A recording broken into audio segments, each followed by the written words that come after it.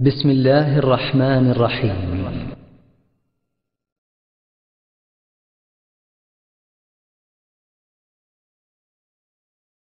إنك ميت وإنهم ميتون ثم إنكم يوم القيامة عند ربكم تختصمون হে মুহাম্মদ, তোমাকেও মরতে হবে এবং এসব লোককেও মরতে হবে।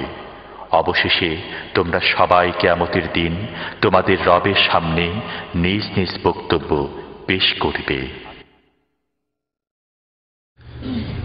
السلام عليكم ورحمة الله وبركاته. إن الحمد لله نحمده ونستعينه ونستغفره ونعوذ بالله من شرور أنفسنا ومن سيئات أعمالنا من يهده الله فلا مضل له ومن يضلله فلا هادي له وأشهد أن لا إله إلا الله وحده لا شريك له وأشهد أن محمدا عبده ورسوله صلى الله تعالى عليه وعلى آله وصحبه وسلم تسليما كثيرا. يا أيها الذين آمنوا اتقوا الله حق تقاته ولا تموتن إلا وأنتم مسلمون.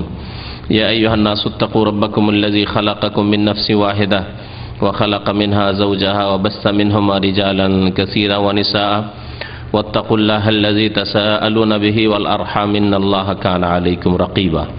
يا أيها الذين آمنوا اتقوا الله وقولوا قولا سديدا يصلح لكم أعمالكم ويغفر لكم ذنوبكم ومن يطع الله ورسوله فقد فاز فوزا عظيما. أما بعد فإن خير الحديث كتاب الله وخير الهدي هدي محمد صلى الله عليه وسلم وشر الأمور محدثاتها وكل محدثة بدعة وكل بدعة ضلالة وكل ضلالة في النار.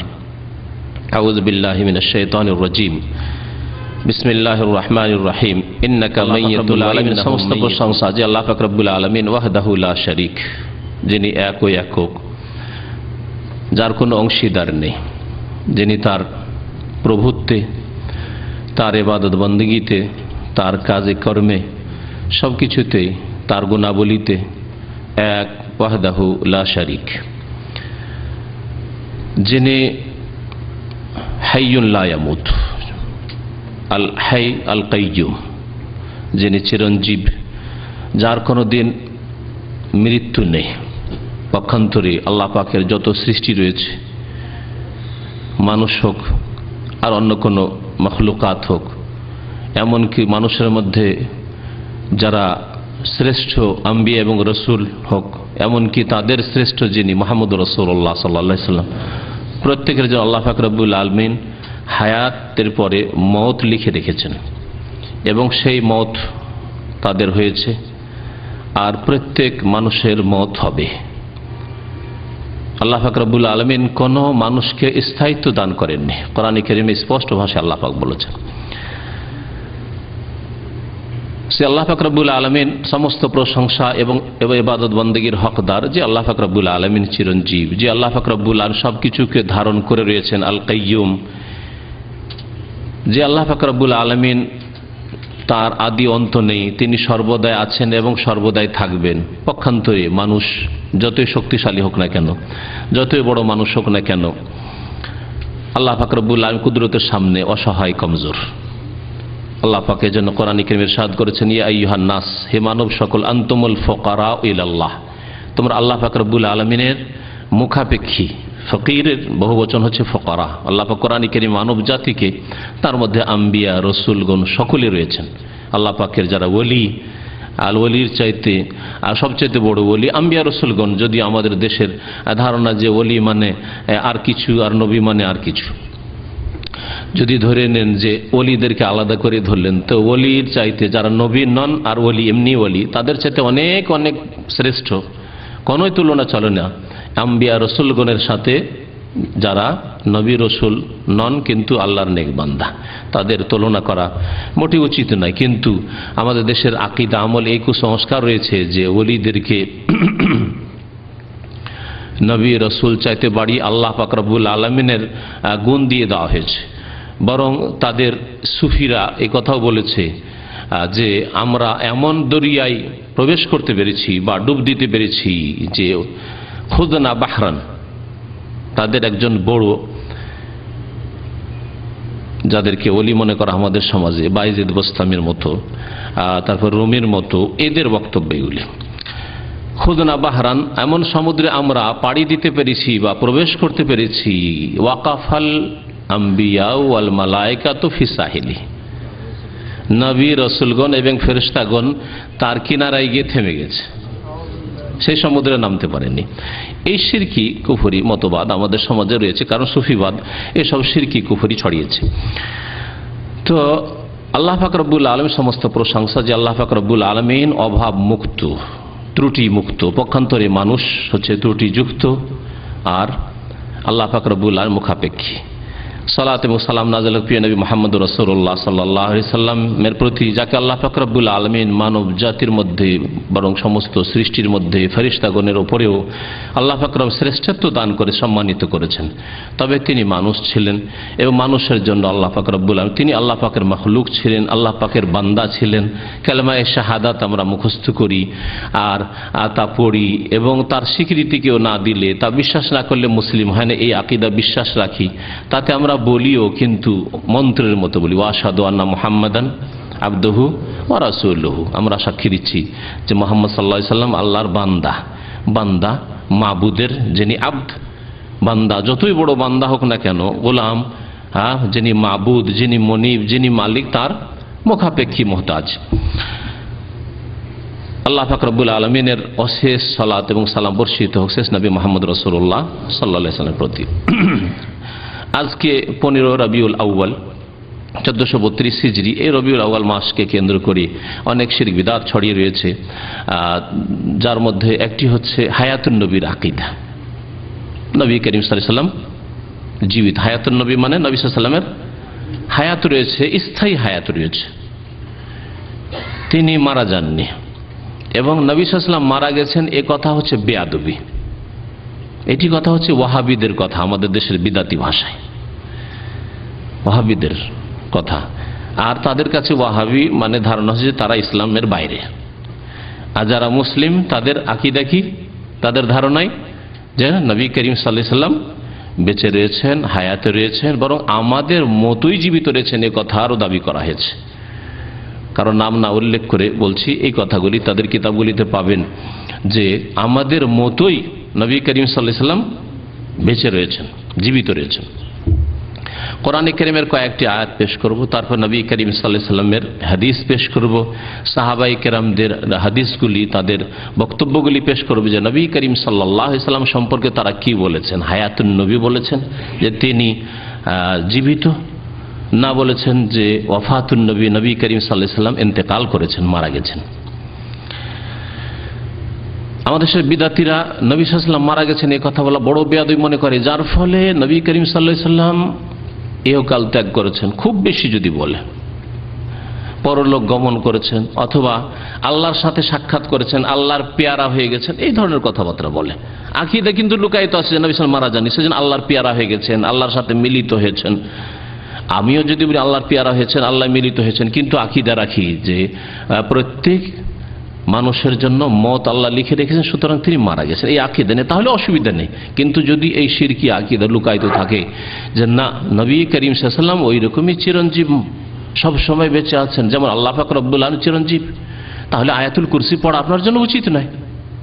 আয়াতুল কুরসি পড়েছেন, আল্লাহু লা ইলাহা ইল্লা হুয়াল হাইয়ুল কাইয়্যুম লা তাখুযুহু সিনাতুন ওয়ালা নাওম, আল্লাহু লা ইলাহা ইল্লা হু, আল্লাহ সেই সত্তা যিনি ছাড়া কেউ সত্য মাবুদ নেই, বার হক মাবুদ নেই। লা ইলাহা ইল্লাহু আল হাই, যিনি চিরঞ্জীব, যে সব সময় হায়াতে রয়েছেন, তিনি আল হাই। যদি নবী করিম সাল্লাল্লাহু আলাইহি সাল্লামকে বলেন যে তিনি বেঁচে রয়েছেন, হায়াতুন নবীর বিশ্বাস রাখি আমরা, তাহলে আপনি আল্লাহ পাক রব্বুল আলামিন সমকক্ষ করে দিলেন, সমতুল্য করে দিলেন। আল্লাহ পাকের গুণ আল হাই নবী করিম সাল্লাল্লাহু আলাইহি সাল্লামকে দিয়ে দিলেন, অথবা আর কাউকে দিয়ে দিলেন, এর নামই তো শিরক।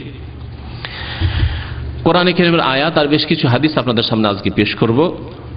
আল্লাহ পাক যেন আমাদেরকে হক কথা বলার তৌফিক দান করেন, হক কথা মেনে নেওয়ার তৌফিক দান করেন, সত্য কথার প্রতি ঈমান নিয়ে আসার, বিশ্বাস করার তৌফিক দান করেন, এবং সত্যের প্রতি অটল হয়ে প্রতিষ্ঠিত হয়ে চলার যেন তৌফিক দান করেন। সত্যকে গ্রহণ করা আল্লাহ পাক যেন তৌফিক দান করেন, যেখান থেকে আসুক না কেন। তারপরে কোরআন এবং হাদিস থেকে যদি সত্য আসে তাহলে প্রত্যেক মানুষের জন্য তা গ্রহণ করা ফরজ।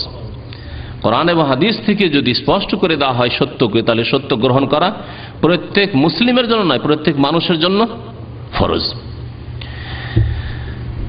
আর কানে সত্যের আওয়াজ, সত্যের ডাক পৌঁছার পরে কেউ যদি অস্বীকার করে তাহলে তার পরিণাম খুব খারাপ হবে। আল্লাহ পাকের হুজ্জত তার উপর কায়েম হয়ে যাবে। আল্লাহর সামনে কাল কিয়ামতে কোনো অজুহাত পেশ করতে পারবে না, ওজর পেশ করতে পারবে না যে মা জাআনা মিন বাশিরিন ওয়ালা নাযির, আল্লাহ আমার কাছে কেউ জানাবার জন্য আসেনি, না কেউ বলার জন্য এসেছিল সুসংবাদ দেওয়ার জন্য, না কেউ সতর্ক করার জন্য এসেছিল। আমি যে আকীদায় ছিলাম সেই আকীদা ভুল, এটা আমার জানার কোনো সুযোগ হয়নি, এ কথা বলার সুযোগ হবে না। তার মানে এই নয় যে জানবেন না। হ্যাঁ, এই জন্য আরবিতে প্রবাদ আছে যে ফাইন কুনতা তাদরি ফাতিলকা মুসিবতুন, যদি জানো আর তারপরে আমল না করো, বিশ্বাস না করো, এটি একটি মুসিবত।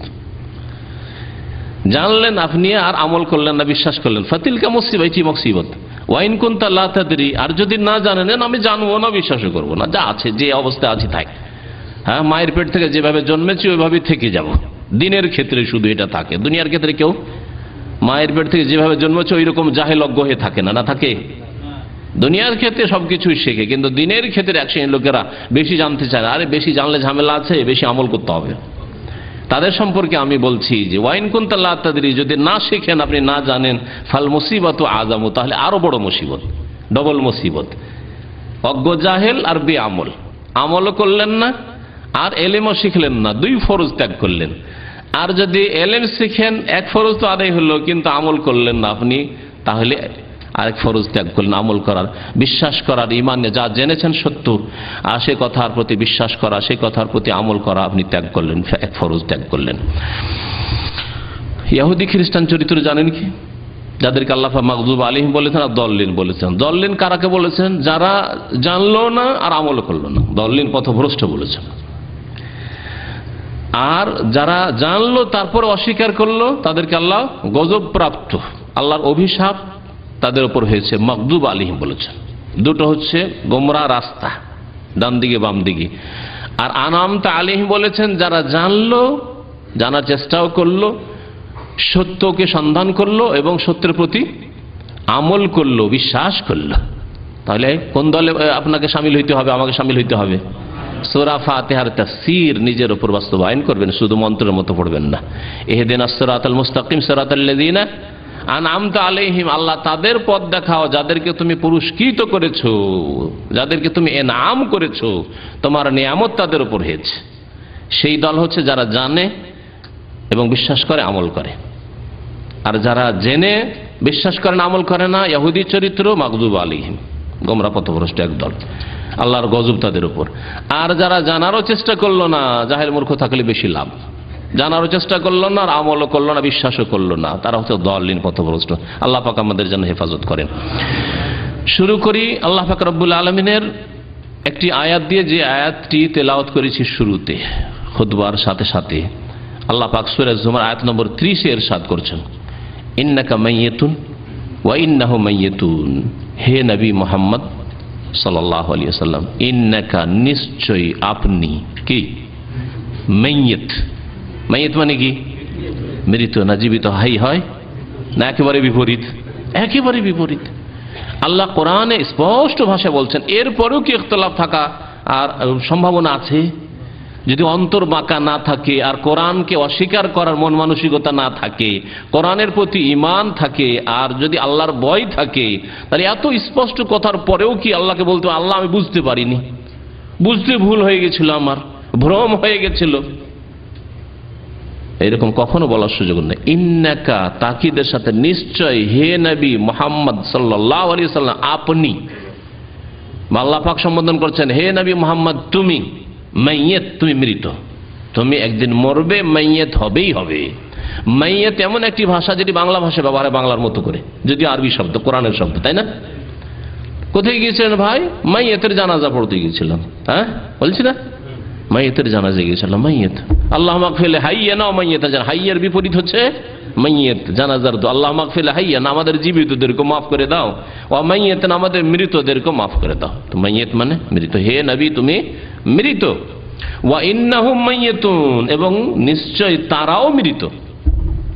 আদম আলাইহিস সালাম থেকে শুরু করে কিয়ামত পর্যন্ত যত মানুষ আসবে সকলে মৃত। ওয়া ইন্নাহুম, তারাও মৃত। তোমার যারা শত্রু, তোমার বন্ধু, যে কেউ আছে, তুমি ছাড়া যারা আছে, ইন্নাহুম, তারা সকলে মৃত। সুম্মা ইন্নাকুম ইয়াউমাল কিয়ামাতি ইনদা রাব্বিকুম তাখতাসিমুন, তারপরে রবের সামনে হাজির হবে আর সেখানে বাদানুবাদ করবে, নিজের ওজর পেশ করার চেষ্টা করবে, সেখানে তোমাদের আমলনামা প্রমাণ করবে যে কি অবস্থায় ছিলে দুনিয়া। আল্লাহ পাক রব্বুল আলামিন মানব জাতিকে সম্বোধন করে, আর মানব জাতির একজন হচ্ছেন রাসূলুল্লাহ সাল্লাল্লাহু আলাইহি সাল্লাম, যাদের জন্য কোরআনে কারীম নাযিল হচ্ছে তাদের মধ্যে নবী সাল্লাল্লাহু আলাইহি ওয়াসাল্লাম শামিল কিনা? না, নবী সাল্লাল্লাহু আলাইহি ওয়াসাল্লাম কোরআনী বিধানের ঊর্ধ্বে, কোরআনী বিধান শামিল। কোরআনে কারীম যেই জাতিকে সম্বোধন করে সেই জাতি হচ্ছে মানুষ এবং জিন। কারণ আল্লাহ পাক বলেছেন, আমা খালাকতুল জিন্না ওয়াল ইনসা ইল্লা লিয়াবুদুন, আমি জিনকে এবং মানুষকে সৃষ্টি করেছি আমার ইবাদতের জন্য। যখন আল্লাহ পাক জিন এবং মানুষকে ইবাদতের জন্য সৃষ্টি করেছে আল্লাহ পাকের, তাহলে কোরআনে কারীমের সম্বোধন কার জন্য? প্রত্যেক জিনের জন্য আর প্রত্যেক মানুষের জন্য। সুতরাং রাসূলুল্লাহ সাল্লাল্লাহু আলাইহি ওয়াসাল্লামের জন্য এই সম্বোধন। আল্লাহ পাক প্রথম সম্বোধন রাসূলুল্লাহ সাল্লাল্লাহু আলাইহি ওয়াসাল্লাম করেছেন কোরআনে কারীম দিয়ে, তারপরে সামনে সম্বোধন হয়েছে নবী সাল্লাল্লাহু আলাইহি ওয়াসাল্লামের জামানার লোকদেরকে, মুসলিম হোক আর অমুসলিম, সাহাবায়ে কেরামদেরকে, আর যারা ইসলাম গ্রহণ করেনি তাদেরকেও। যেমন সম্বোধন হয়েছে আবু বকর ওমরকে, তেমন আবু জাহাল আবু লাহাবকেও সম্বোধন হয়েছে কোরআনে কারীম দিয়ে। আল্লাহ সকল মানুষকে সম্বোধন করে বলছেন, সুম্মা ইন্নাকুম বাদা যালিকা লামাইয়াতুন, সূরা মুমিনুন এর আয়াত নম্বর 15। আল্লাহ বলছেন, অতঃপর নিঃসন্দেহে তোমরা হে মানব সকল, বাদা যালিকা, এই ইহকালের পরে, এই তোমাদের জীবনের পরে, তোমাদের যে আয়ু দিয়েছি এর পরে, লামাইয়াতুন, অবশ্যই অবশ্যই মাইয়াতুন হবে, মানে মৃত হবে, তোমরা মারা যাবে। নবী করিম সাল্লাল্লাহু আলাইহি ওয়াসাল্লাম এই সম্বোধনে শামিল। এটি দ্বিতীয় আয়াত। তৃতীয় আয়াত শুনে, যে আয়াত দিয়ে আবু বকর সিদ্দিক রাদিয়াল্লাহু তাআলা নবী করিম সাল্লাল্লাহু আলাইহি ওয়াসাল্লামের ইন্তেকালের সময় বক্তব্য করেছিলেন এবং পরিবেশকে শান্ত করেছিলেন। যখন মানুষ অনেকে বেহুশ হয়ে গেছে, অনেকে প্রলাপের অবস্থায় রয়েছে, কি যে বলছে বুঝে না, তার মধ্যে একজন ওমর ফারুক রাদিয়াল্লাহু তাআলা আনহু পাগল হয়ে গেছেন, হোশ নেই। যে বলবে যে মুহাম্মদ সাল্লাল্লাহু আলাইহি ওয়াসাল্লাম ইন্তেকাল করেছে, তাকে আমি এই যে তরবারি আছে দ্বিখণ্ড করে দেব, হুঁশ হারিয়ে ফেলেছেন। সেই অবস্থায় বক্তব্য করেছিলেন কে? আবু বকর সিদ্দিক রাদিয়াল্লাহু তাআলা আনহু। এসে তখন সবাই শান্ত হইল, সবাই হুঁশে আসলো যে না, কথা ঠিকই, কোরআনে কারীমের আয়াত, এতদিন তো আমি কখনো আমরা চিন্তা করিনি আয়াত, মনে হচ্ছে যে আজকেই শুনলাম। অনেক সময় হয় না, দীর্ঘদিন কোনো কিছু ভুলে থাকলে হঠাৎ করে কেউ স্মরণ করে, আরে মনে হচ্ছে কথাটি আজকে নতুন শুনলাম, কিন্তু আসলে তো শুনেছি। আল্লাহ পাক রব্বুল আলামিন ইরশাদ করেছেন সূরা আলে ইমরান আয়াত নম্বর 144-এ, ওমা মুহাম্মাদুন ইল্লা রাসূল, মুহাম্মদ সাল্লাল্লাহু আলাইহি সাল্লাম কেউ নন, একমাত্র মাবুদ নন তিনি, তার ইবাদত বন্দেগী নয়, তার জন্য সিজদাও না, তার কাছে ফরিয়াদ না, মাদাদ ইয়া রাসূলুল্লাহ, তার কাছে চাওয়া না, ইল্লা রাসূল, তিনি রাসূল। রাসূল কাকে বলে? যিনি আল্লাহ পাকের মাঝে আর বান্দার মাঝে মাধ্যম। কিসের মাধ্যম? রিসালাত, মানে মেসেজ পৌঁছে দেওয়ার। আজকাল মোবাইলে যে মেসেজগুলি আছে, ইংরেজিতে মেসেজ বলছে, আরবিতে কি বলছে? রেসালাই। রেসালাত থেকে যে রেসালাত পৌঁছায় তার নাম হচ্ছে রাসূল। এই জন্য প্রাচীন যুগের আরবিতে দূতকে বলা হইতো রাসূল বলা হইতো। এখন দূতের আরেকটা নতুন আরবি শুরু হয়েছে, সাফির, অ্যাম্বাসেডর, দূত, রাষ্ট্রদূত, একে সাফির বলা হচ্ছে। কিন্তু প্রাচীন যুগের আরবি হচ্ছে রাসূল। রাসূল মানে যে দূত, কোন সংবাদ নিয়ে কোনো দেশে যায়, কোনো ব্যক্তির কাছে যায়। তো আল্লাহ পাক রব্বুল বলছেন যে মুহাম্মদ সাল্লাল্লাহু আলাইহি সাল্লাম কিছু নন, একমাত্র তিনি কি? রাসূল। আর এই সাক্ষী তো আমরা দিচ্ছি, ওয়াশহাদু আন্না মুহাম্মাদান আবদুহু রাসূলুহু, বান্দা এবং রাসূল। রাসূল আল্লাহর দিন পৌঁছে দেওয়ার জন্য মাধ্যম আল্লাহর পক্ষ থেকে। আমরা জানতেই পারতাম না আল্লাহর দিন কেমন, আল্লাহর দিনের নামাজ কেমন, সিয়াম কেমন, যাকাত কেমন, হজ কেমন, পর্দা কেমন, ব্যক্তি জীবন কেমন, হারাম কি আর হালাল কি, কিছু জানতে পারতাম না যদি এই রাসূল আল্লাহ পাক না পাঠাতেন।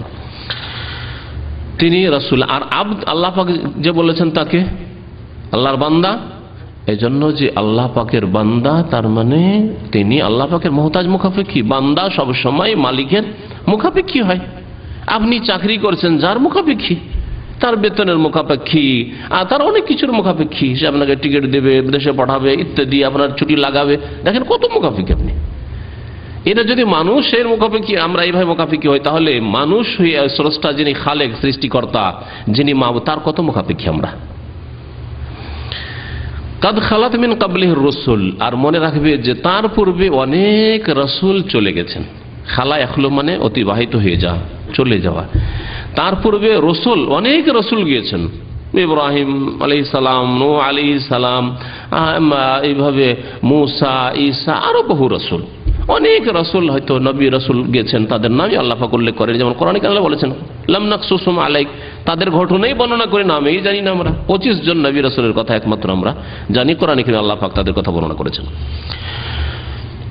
আফাইম মাতা, আল্লাহ পাক বলছেন সুতরাং তিনি যদি কি, মাতা মানে কি, মাতা ইয়ামুতু, যারা প্রাথমিক পর্যায়ে মাদ্রাসায় পড়েছে, মিজান, মনুষায়, পাঞ্জেগাঞ্জ, নামের সামান্য গ্রামার যারা পড়েছে, তারা জানে মাতা ইয়ামুতু মানে কি। মাজির সেগা পাস্ট টেন্স, অতীতকাল। মাতা মানে মরে গেছে, আর ইয়ামুতু মরতেছে অথবা মরবে।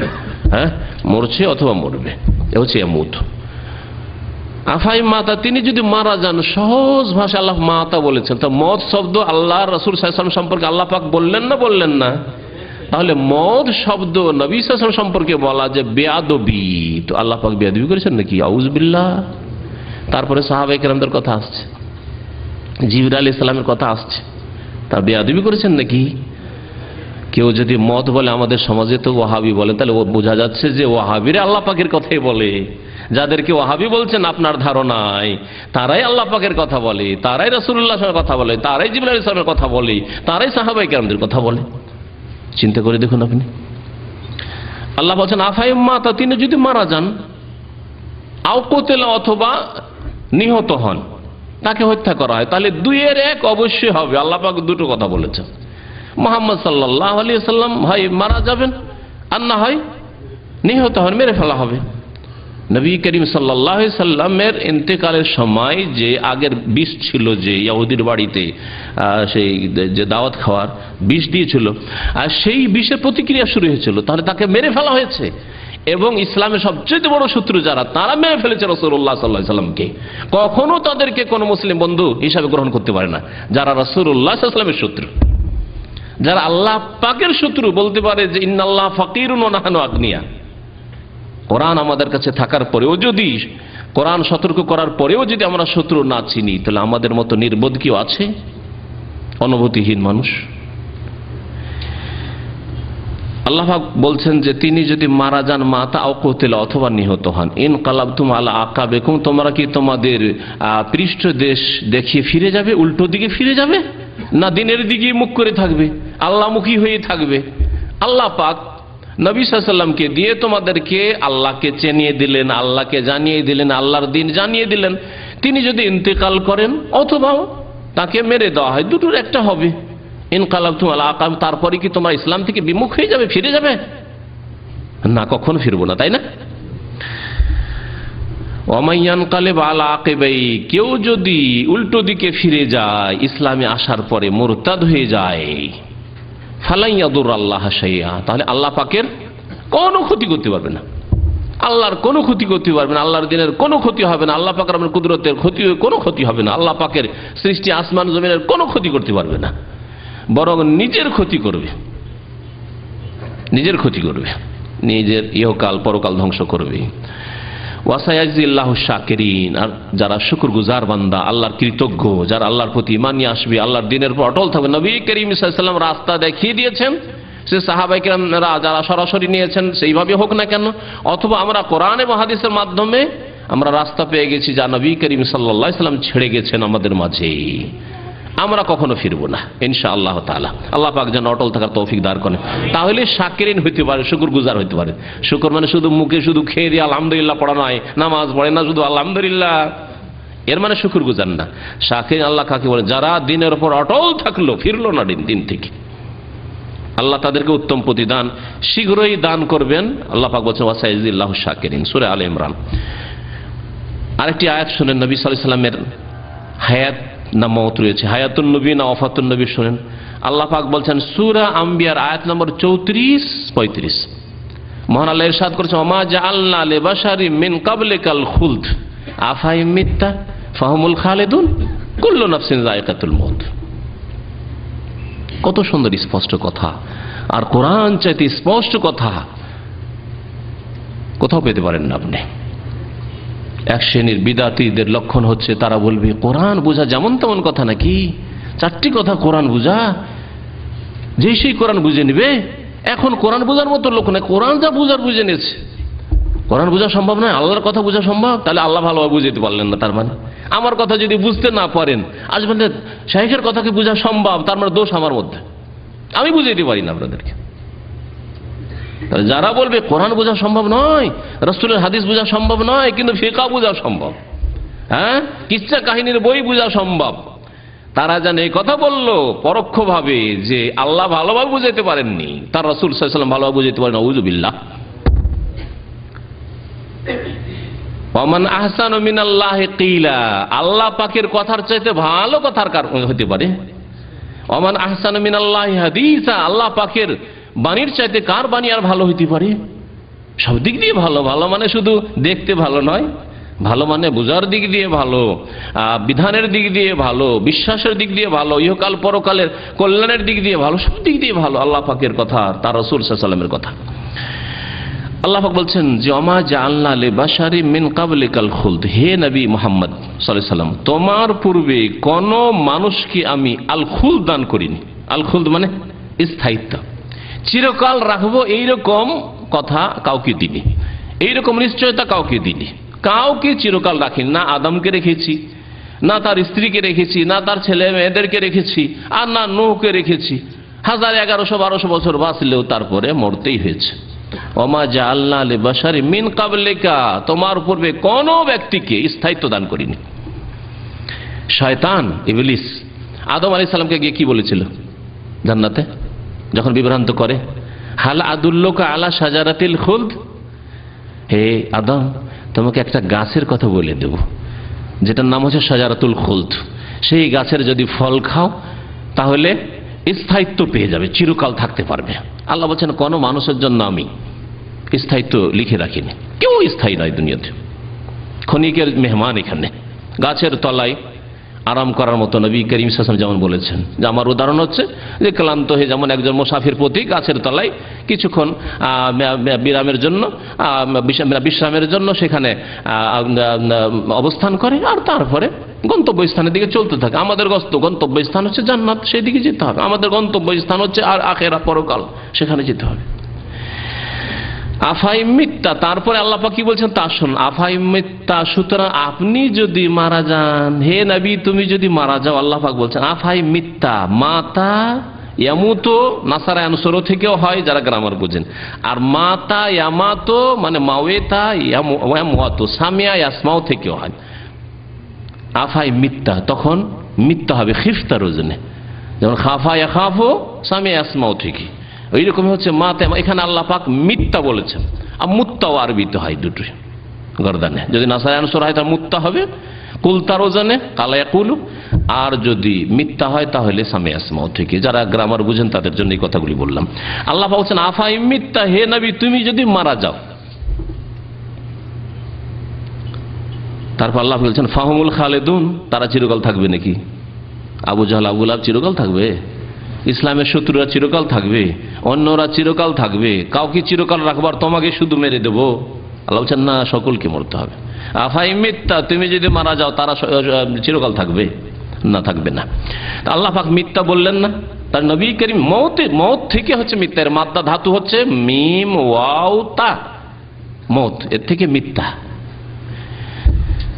তুমি যদি মারা যাও, তা নবী করিম সাল্লাল্লাহু আলাইহি সাল্লাম মারা গেছেন, আল্লাহ পাক ভবিষ্যৎবাণী করেছেন তুমি মারা যাবে, তারাও চিরকাল থাকেনি, তুমি চিরকাল থাকবে না। তারপরের আয়াতে আল্লাহ পাক বলছেন সূরা আম্বিয়ার 34 নম্বর আয়াতে বলছেন কুল্লু নাফসিন যায়কাতুল মউত, প্রত্যেক ব্যক্তিকে মওতের আস্বাদন গ্রহণ করতেই হবে।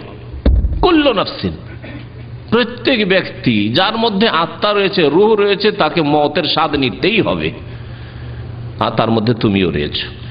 ওয়া নাবলুকুম বিশ-শাররি ওয়াল খাইরি ফিতনাহ ওয়া ইলাইনা তুরজাউন। তারপরে ভালো মন্দ দিয়ে তোমাদের পরীক্ষা করব, ওয়া ইলাইনা তুরজাউন, আর আমার কাছেই ফিরে আসতে হবে তোমাদের, আল্লাহ পাক বলছেন। তারপরে আরো কয়েকটি আয়াত রয়েছে যেগুলিতে ব্যাপক কয়েক জায়গায় আল্লাহ পাক বলছেন কুল্লু নাফসিন যায়কাতুল মাউত ওয়া ইন্নামা তুওয়াফাউনা উজুরাকুম ইয়াওমাল কিয়ামা ফামান যুহজিহা আনিন নারি ওয়া উদখিলাল জান্নাতা ফাকাদ ফাজ ওয়া মাল হায়াতুদ দুনিয়া ইল্লা মাতাউল গুরুর। কুল্লু নাফসিন যায়কাতুল মাউত সুম্মা ইলাইনা তুরজাউন সূরা আনকাবুতে আল্লাহ পাক বলছেন, সূরা আলে ইমরানে বলেছেন, আর সূরা আম্বিয়ার 35 নম্বর আয়াতেও কুল্লু নাফসিন যায়কাতুল মাউত। আল্লাহ পাক কুল্লু নাফসিন যায়কাতুল মাউত এই আয়াতটি 3 সূরায় 3 জায়গায় আল্লাহ পাক নাযিল করেছেন।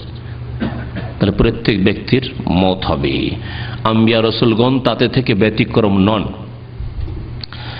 তাহলে এই আয়াতগুলির আলোকে সাহাবায়ে কেরামরা যে ঈমান রেখেছে সেই ঈমান আমাদের রাখা ফরজ কিনা? আর যদি এর ব্যতিক্রম কেউ করে তাহলে তার ঈমানে, আকীদায়, মৌলিক বিশ্বাসে ভেজাল রয়েছে। আল্লাহ পাক সূরা নিসার আয়াত নম্বর 115 তে ইরশাদ করছেন, ওমাই ইয়াশাকিকির রাসূলা মিন বাদে মা তাবায়্যানা লাহুল হুদা। যেই ব্যক্তি রাসূলুল্লাহ সাল্লাল্লাহু আলাইহি ওয়াসাল্লামের বিরুদ্ধাচরণ করবে, নাফরমানি করবে, মিন বাদে মা তাবায়্যানা লাহুল হুদা, হিদায়াত স্পষ্ট হওয়ার পরে। আল কোরআন হিদায়াত নয়? আল্লাহ পাক কত জায়গায় কোরআনে কারীমকে হিদায়াত বলেছেন। সূরা বাকারার শুরুতে হুদাল লিল মুত্তাকিন, আল্লাহ পাক কথা বলেছেন হুদাল লিন-নাস ওয়া বায়্যিনাতিন মিনাল হুদা। আল্লাহ সূরা সিয়াম রোজার ক্ষেত্রে বহু জায়গায় আল্লাহ পাক হুদান বলেছেন, হুদা ওয়া বুশরা লিল মুহসিনিন, সৎকর্মশীলদের জন্য এতে হিদায়াতও রয়েছে, দিক নির্দেশনা রয়েছে, আর এতে সুসংবাদ রয়েছে। কোরআনে কারীমকে আল্লাহ পাক তাহলে হিদায়াত দানকারী বলেছেন। আল্লাহ পাক বলছেন হিদায়াত স্পষ্ট হওয়ার পরে, কোরআনের এই আয়াতগুলি নবী করিম সাল্লাল্লাহু আলাইহি ওয়াসাল্লামের হায়াত মওত সম্পর্কে স্পষ্ট হওয়ার পরে কেউ যদি বিরুদ্ধাচরণ করে, ওয়ায়াত্তাবি গায়রা সাবিলিল মুমিনিন, আর মুমিনদের রাস্তা ছেড়ে অন্য রাস্তার অনুসরণ করে। প্রথম মুমিন কারা?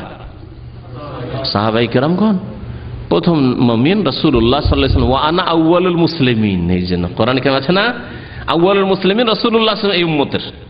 আর ইব্রাহিম আলাইহিস সালামের যেমন ইব্রাহিম আলাইহিস সালাম আউয়ালুল মুসলিমিন, প্রথম মুসলিম রাসূলুল্লাহ সাল্লাল্লাহু আলাইহি ওয়াসাল্লাম, আর তারপরে সাহাবায়ে কেরামগণ। তাহলে আল্লাহ পাক কোরআনে কারীমে যাদেরকে মুসলিমিন বলেছেন, প্রথম সারির মুসলিম হচ্ছেন সাহাবায়ে কেরাম, মুহাজিরিন, আনসার রাদিয়াল্লাহু তাআলা আনহুম আজমাইন।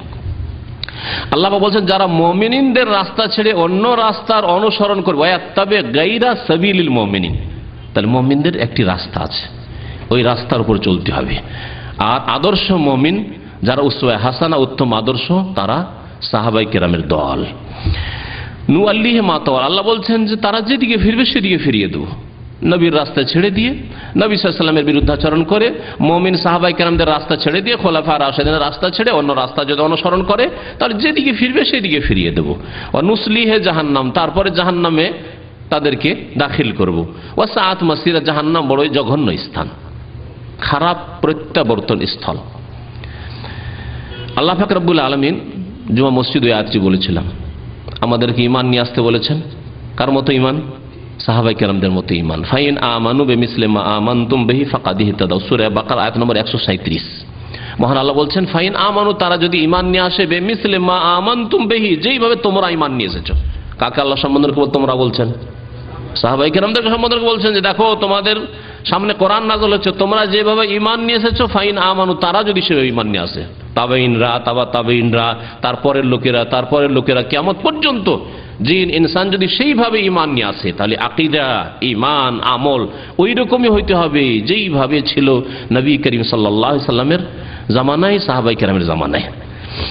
এই জন্য কোন এক ইংরেজ যারা ভারত দখল করেছিল, তারা ওয়াহাবিদের সংজ্ঞায় লিখেছে, মানে যারা তাদের শত্রু ছিল ইংরেজদের, ওয়াহাবি নামটা ইংরেজরা দিয়েছে, ইসলামের শত্রু যারা বাইরের ইংরেজরা দিয়েছে, আর কবর মাজারপন্থী বিদাতিরা ঘরের শত্রুরা দিয়েছে।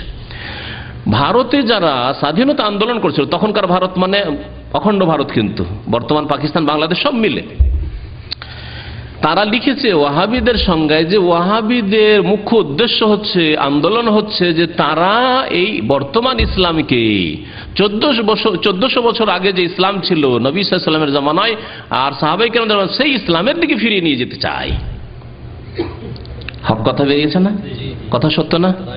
আর এটাই কি সঠিক ইসলাম নয়? তাহলে তো এটাই তো আমাদের দাওয়াত। আমি খুব সংক্ষেপে বলি যে আমাদের দাওয়াত হচ্ছে 14 বছর আগে যে ইসলাম ছিল সেদিকে ফিরিয়ে নেওয়া যায়। এর চাইতে সংক্ষেপে আর বলা যাবে না যে আমাদের লক্ষ্য উদ্দেশ্য কি, আমাদের দাওয়াত কি, সহজ ভাষায়।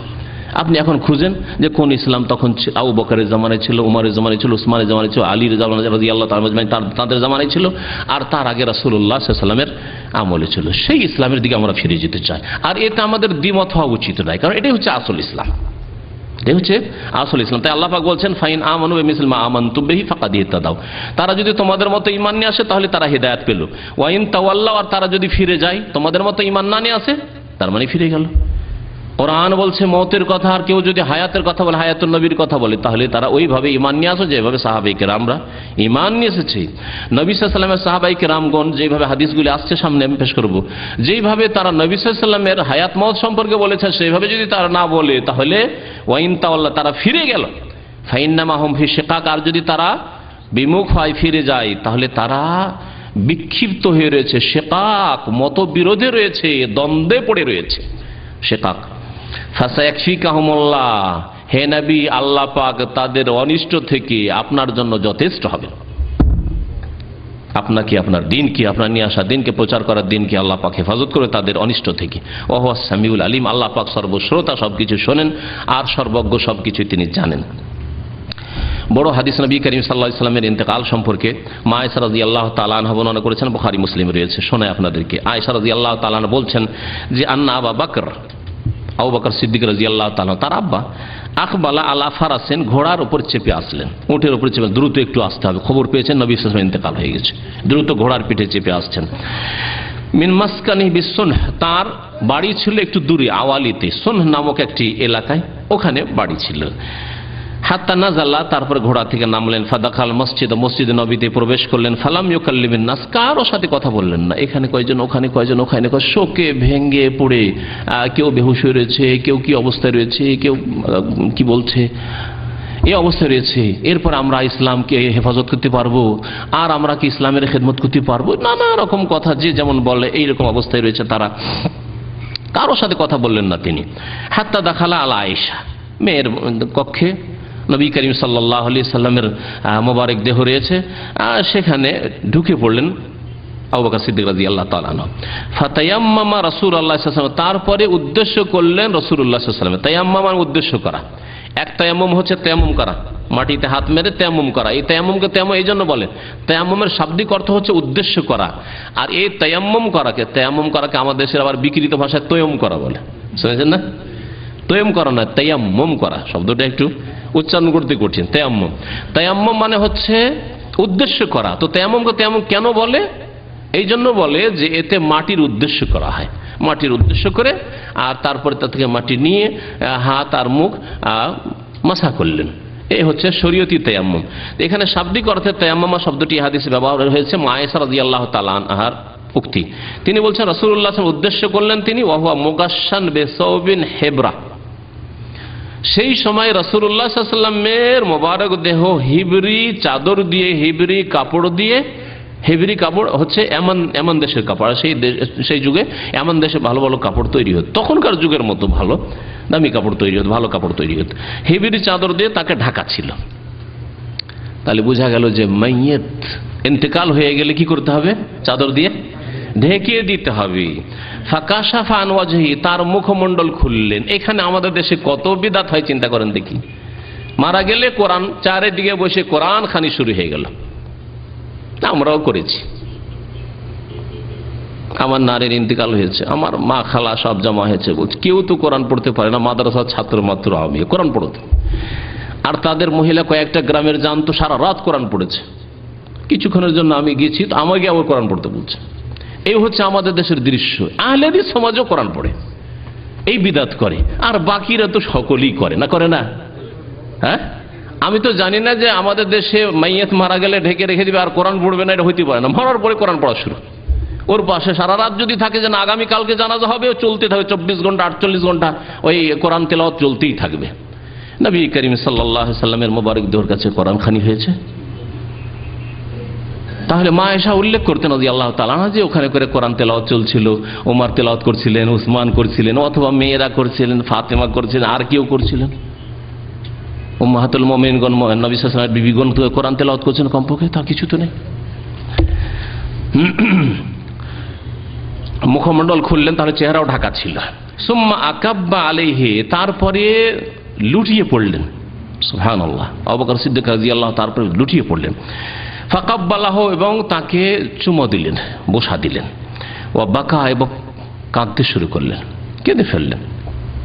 তাহলে কাঁদা জায়েজ, চিৎকার করা আর বিভিন্ন গুণাবলী বর্ণনা করা এগুলি নিষেধ আছে, যেটাকে রোদন করা বলা হয়। এর ওপর কঠোর শাস্তির কথা বলা হয়েছে।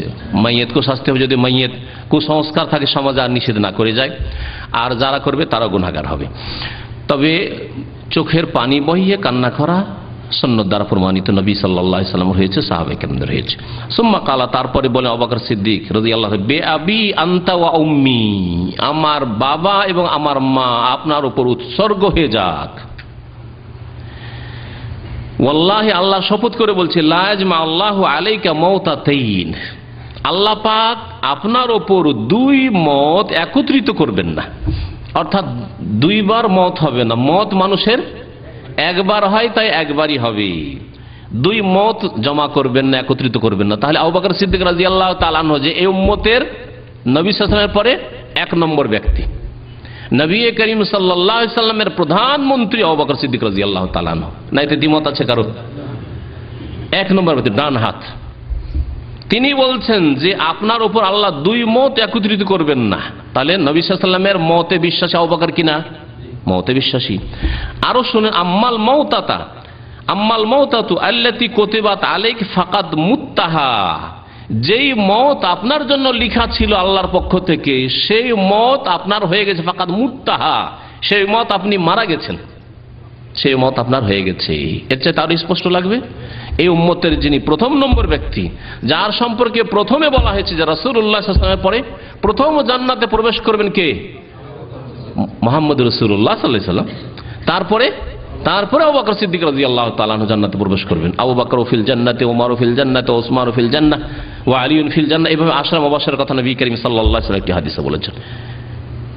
সেই ব্যক্তি বলছেন যে যেই মত আল্লাহ পাক আপনার জন্য লিখে রেখেছে সেই মত আপনার হয়ে গেছে, ফাকাদ মুত্তাহা। তারপরে যদি কেউ অস্বীকার করে তার পরিণাম কি হবে আল্লাহ পাক ভালো জানেন। আব্দুল্লাহ বিন আব্বাস রাদিয়াল্লাহু তাআলা আনহুমা, এই ছিল আয়েশা রাদিয়াল্লাহু তাআলা আনহা বর্ণনা। তিনি বর্ণনা করেছেন হাদিস, আন্না আবু বকর খারাজা, আবু বকর রাদিয়াল্লাহু তাআলা বের হলেন বাড়ি থেকে। উমারুল খাত্তাব ইউকাল্লিমুন নাস, দেখছেন যে উমার লোকদের সামনে কথা বলছে এবং বলছে না না না, নবী সাল্লাল্লাহু আলাইহি ওয়াসাল্লাম মওত হয়নি। সেই সময় তিনি পৌঁছে, ফাকালা ইজলিস ইয়া উমার, চুমন দেওয়ার পরে কান্না আসলো। তারপর ঘর থেকে আবার বেরিয়ে পড়লেন। মসজিদে বেরিয়ে দেখছেন যে উমার কথা বলছে লোকদের সাথে, আর মাঝে মাঝে তিনি যেন প্রলাপ বকছেন। ইজলিস ইয়া উমার, উমার বসো। হাওয়া উমার আইয়া ইজলিস, উমার বসতে চায় না, কারণ হুঁশ নেই, বেহুশ হয়ে পড়েছেন, বসছেন না, কথা শুনছেন আবু বকর সিদ্দিক রাদিয়াল্লাহু তাআলা। তারপরে ফাকবালান নাসু ইলাইহি, লোকেরা আবু বকরকে দেখে আবু বকরের সামনে এসে একত্রিত হয়ে গেল। আবু বকর সিদ্দিক রাদিয়াল্লাহু তাআলা আনহু ওয়া তারাকু উমার, উমারকে তারা ছেড়ে দিল, একাই পড়ে গেলেন তিনি। ফাকাল আবু বকর সিদ্দিক রাদিয়াল্লাহু তাআলা বললেন, আম্মা বাদ, খুতবা শুরু করলেন। এই যে আমরা খুতবাতে বলি আম্মা বাদ, এটা সুন্নাত, নবী সাল্লাল্লাহু আলাইহি ওয়াসাল্লামের সুন্নাত আর সাহাবায়ে কেরামদের সুন্নাত। যখন পড়া হলেন ওয়াশহাদু আন্না মুহাম্মাদান আবদুহু ওয়া রাসূলুহু আম্মা বাদ ফাউযু বিল্লাহি মিনাশ শাইতানির, বলছি না আম্মা বাদ, অতঃপর বলছি, আল্লাহ পাকের প্রশংসা এবং নবী সাল্লাল্লাহু আলাইহি ওয়াসাল্লামের পরে বলছি আম্মা বাদ। বলছেন আম্মা বাদ, কি বলছেন আম্মা বাদ? বলছেন ফামান কানা মিনকুম ইয়াবুদু মুহাম্মাদান, শোনো তোমাদের মধ্যে যারা মুহাম্মদ সাল্লাল্লাহু আলাইহি ওয়াসাল্লামের ইবাদত করত এমন কেউ ছিল না।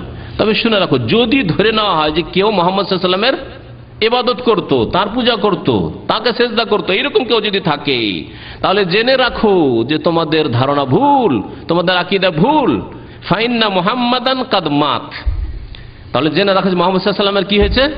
কাদ মাতা, নিঃসন্দেহে মত হয়ে গেছে, নিঃসন্দেহে মত হয়ে গেছেন, তিনি মারা গেছেন। নবী সাল্লাল্লাহু আলাইহি ওয়াসাল্লাম মত হয়ে গেছে, স্পষ্ট বক্তব্য আবু বকর সিদ্দিক রাদিয়াল্লাহু তাআলা। ওমান কানা ইয়াবুদুল্লাহ, আর যেই ব্যক্তি আল্লাহ পাকের ইবাদত বন্দেগী করতো, আল্লাহকে সিজদা করতো, আল্লাহর জন্য নামাজ পড়তো, আল্লাহর কাছে দোয়া করতো, আল্লাহর কাছে ফরিয়াদ করতো, জেনে রাখুক সে সুসংবাদ, ফাইন্নাল্লাহা হাইয়ুন লা ইয়ামুত, আল্লাহ পাক হচ্ছেন হাইয়ুন, চিরঞ্জীব। নবী মুহাম্মদ সাল্লাল্লাহু আলাইহি ওয়াসাল্লাম হাইয়ুন না, হায়াতুন নবী নয়। লা ইয়ামুত, তিনি কখনো মৃত্যুবরণ করবেন না, কে? আল্লাহ পাক। কাল আল্লাহ তাআলা তারপরে দলিল পেশ করলেন ওই আয়াত, যে আয়াত আমি পেশ করলাম আপনাদের সামনে একটু আগে, সূরা আলে ইমরান আয়াত নম্বর 144, ওমা মুহাম্মাদুন ইল্লা রাসূল কাদ খালাত মিন ক্বাবলিহির রাসূল আফাই মাতা আও কুতিলা ইনকালাবতুম আলা আকাবিকুম, তিনি যদি মারা যান অথবা তাকে নিহত করে দেওয়া হয় তোমরা কি উল্টো দিকে ফিরে যাবে? ওমান ইয়ানকালিব আলা আকিবাইহি ফালান ইয়াদুররাল্লাহা শাইআন ওয়া সাইয়্যিদুল্লাহু শাকিরিন। এই আয়াত পড়ে শোনালেন আবু বকর সিদ্দিক রাদিয়াল্লাহু তাআলা লোকজনকে। কালা, তারপরে বর্ণনাকারী আব্দুল্লাহ ইবনে আব্বাস বলছেন, ওয়াল্লাহি আল্লাহর কসম করে বলছি, লাকা আন্নান নাস লাম ইয়ালামু আন্নাল্লাহ আনজালা হাযিহিল আয়াত, মনে হচ্ছিল যে লোকেরা জানছিলেন না যে এই আয়াত এর আগে নাযিল হয়েছে, ভুলে গেছেন। ইন্তেকালের সময় মানুষ যখন বিব্রত অবস্থায় থাকে, পেরেশান অবস্থায় থাকে, তখন অনেক কিছু ভুলে যায়। এক্ষুনি যদি পেরেশান হয়ে যায় যে আমার মনে আছে বলার সব কিছু কিন্তু ভুলে যাব। নতুন বক্তা যদি স্টেজে দাঁড় করা হয়, এতগুলি মুখস্থ করে এসে সব কিছু ভুলে যায়, জানেন না? জানেন না? যারা মাদ্রাসায় পড়েছে তারা ভালো করে জানেন। আমরা ছোটকালে যখন ট্রেনিং করতাম তো অনেক কিছুই মুখস্থ করে এসে দেখি যে মনে করে এসেছি 15 মিনিট বলবো, 5 মিনিটে শেষ হয়ে গেছে, আর খুঁজে পাই না কি বলবো। তো বলছেন যে আল্লাহর কসম, মনে হচ্ছিল যে লোকেরা এর আগে আয়াতটি জানতোই না। হাত্তা তাল্লাহ আবু বকর, এমনকি আবু বকর রাদিয়াল্লাহু তাআলা যখন তেলাওয়াত করলেন তখন সবাই তেলাওয়াত করা শুরু করেছে, সকলে এই আয়াত তেলাওয়াত করা শুরু করেছে। ফাতালাক্কাহা মিনহু আন-নাস কুল্লুহুম, সমস্ত লোক ওই আয়াতটিকে আবু বকর সিদ্দিক রাদিয়াল্লাহু তাআলার জবান থেকে নিয়ে সবাই তেলাওয়াত করা শুরু করেছে। ফামা আসমা বাশারান মিনান নাস ইল্লা ইয়াতলুহা, এমন কোন মানুষ দেখছি না যে যার মুখে ওই তেলাওয়াত হচ্ছে না, আয়াত তেলাওয়াত, মনের শান্তির জন্য। ওমা মুহাম্মাদুন ইল্লা রাসূল কাদ খালাত মিন ক্বাবলিহির রাসূল আফাইম মাতা আও কুতিলা ইনকালাবতুম আলা আকাবিকুম ওমা ইয়ানকালিব আলা আকিবাইহি ফালান ইয়াদুররাল্লাহা শাইআন। এইভাবে পড়ছেন আর মনকে শান্তি দিচ্ছেন। আর সত্যি যদি কোরআনের অর্থ বুঝেন আর কোরআনের আয়াত যদি বারবার পড়েন তো যে কোনো বিপদ আপদ বালা মুসিবতে কিন্তু মন হালকা হয়ে যাবে, মনের শান্তি হাসিল হবে। আপনি অর্থ বুঝে পড়েন, আপনার যতই বড় বিপদ থাক না কেন পড়েন লা ইলাহা ইল্লা আনতা সুবহানাকা ইন্নী কুনতু মিনাজ জালিমিন। আপনি পড়েন হাসবি আল্লাহু ওয়া নি'মাল ওয়াকিল ওয়া নি'মাল মাওলা ওয়া নি'মান নাসির, পড়েন হাসবুনাল্লাহু ওয়া নি'মাল ওয়াকিল। এইভাবে যে আয়াতগুলি রয়েছে আপনি পড়েন, মনের শান্তি হাসিল হবে। তো এইরকমই সাহাবায়ে কেরামরা সকলেই তেলাওয়াত করছেন। সাঈদ বিন মুসাইব প্রখ্যাত তাবেঈ, তিনি বলছেন যে ওমর রাদিয়াল্লাহু তাআলা বলছেন, ওয়াল্লাহি আল্লাহর কসম করে বলছি, মা হুয়া ইল্লা আন সামি'তু আবু বকর তালাহা, আমি যখন আবু বকর রাদিয়াল্লাহু তাআলার কাছে এই আয়াত তেলাওয়াত শুনলাম, ফা আকিরতু হাত্তা মা তুকিল্লুনি রিজলায়া, মনে হচ্ছে যে আমি ভেঙে পড়েছি, এমন ভেঙে পড়েছি যে আমি আর পায়ে ভর দিয়ে দাঁড়াতে পারছি না, মনে হচ্ছে আছাড় খেয়ে পড়ে যাব, যে সত্যি আল্লাহ নবীর ইন্তেকাল হয়ে গেছে। মানে এতক্ষণ ধারণা ছিল তার, বেহুশ অবস্থায় বলছেন যে না, নবী সাল্লাল্লাহু আলাইহি ওয়াসাল্লাম বেঁচে আছেন, আর যদি ইন্তেকাল হয় তো তিনি ফিরে আসবেন, এরকম বিভিন্ন ধরনের কথাবার্তা বলছিলেন। কিন্তু আয়াত শোনার পরে বুঝতে পারলাম যে আর নবী নেই দুনিয়াতে, আর আমার প্যারা নবী নেই সাল্লাল্লাহু আলাইহি ওয়াসাল্লাম। মনে হচ্ছে যে আমার পা আমাকে আর রাখতে পারবে না, কোনো শক্তি নেই পায়ে। হাত্তা আহওয়াইতু ইলাল আরজে, মনে হচ্ছে যে আমি পড়ে যাচ্ছি জমিনে আছাড় খেয়ে। হেনা সামি'তুহু তালাহা, যখন শুনলাম যে এই আয়াত তেলাওয়াত করলেন, আলেম তো আর জানতে পারলাম যে আন্নান নবী সাল্লাল্লাহু আলাইহি ওয়াসাল্লাম কাদ মাতা, নবী করিম সাল্লাল্লাহু আলাইহি ওয়াসাল্লাম কি হয়েছে? হ্যাঁ, ইন্তেকাল করেছে। কাদ মাতা, তার মৃত্যু হয়ে গেছে। কে বললেন এটা? ওমর বললেন। তার আগে শুনলেন আবু বকর রাদিয়াল্লাহু তাআলার বক্তব্য। এই উম্মতের দুই শ্রেষ্ঠ ব্যক্তি যাদেরকে বলা হয় শাইখাইন, জি, কেউ যদি আবু বকর ওমরকে ভালোবাসে এটা ঈমানের প্রমাণ, আর যদি কেউ শত্রুতা রাখে তাহলে এটা হচ্ছে মুনাফিকি আর কুফরির প্রমাণ। মনে রাখবেন, যে কোনো ব্যক্তির কাছে যদি সমালোচনা শোনেন আবু বকরের, সমালোচনা শোনেন ওমরের, তাহলে তার মধ্যে কমপক্ষে মুনাফিকি আছে, না হলে সে তার মধ্যে কুফরি আছে।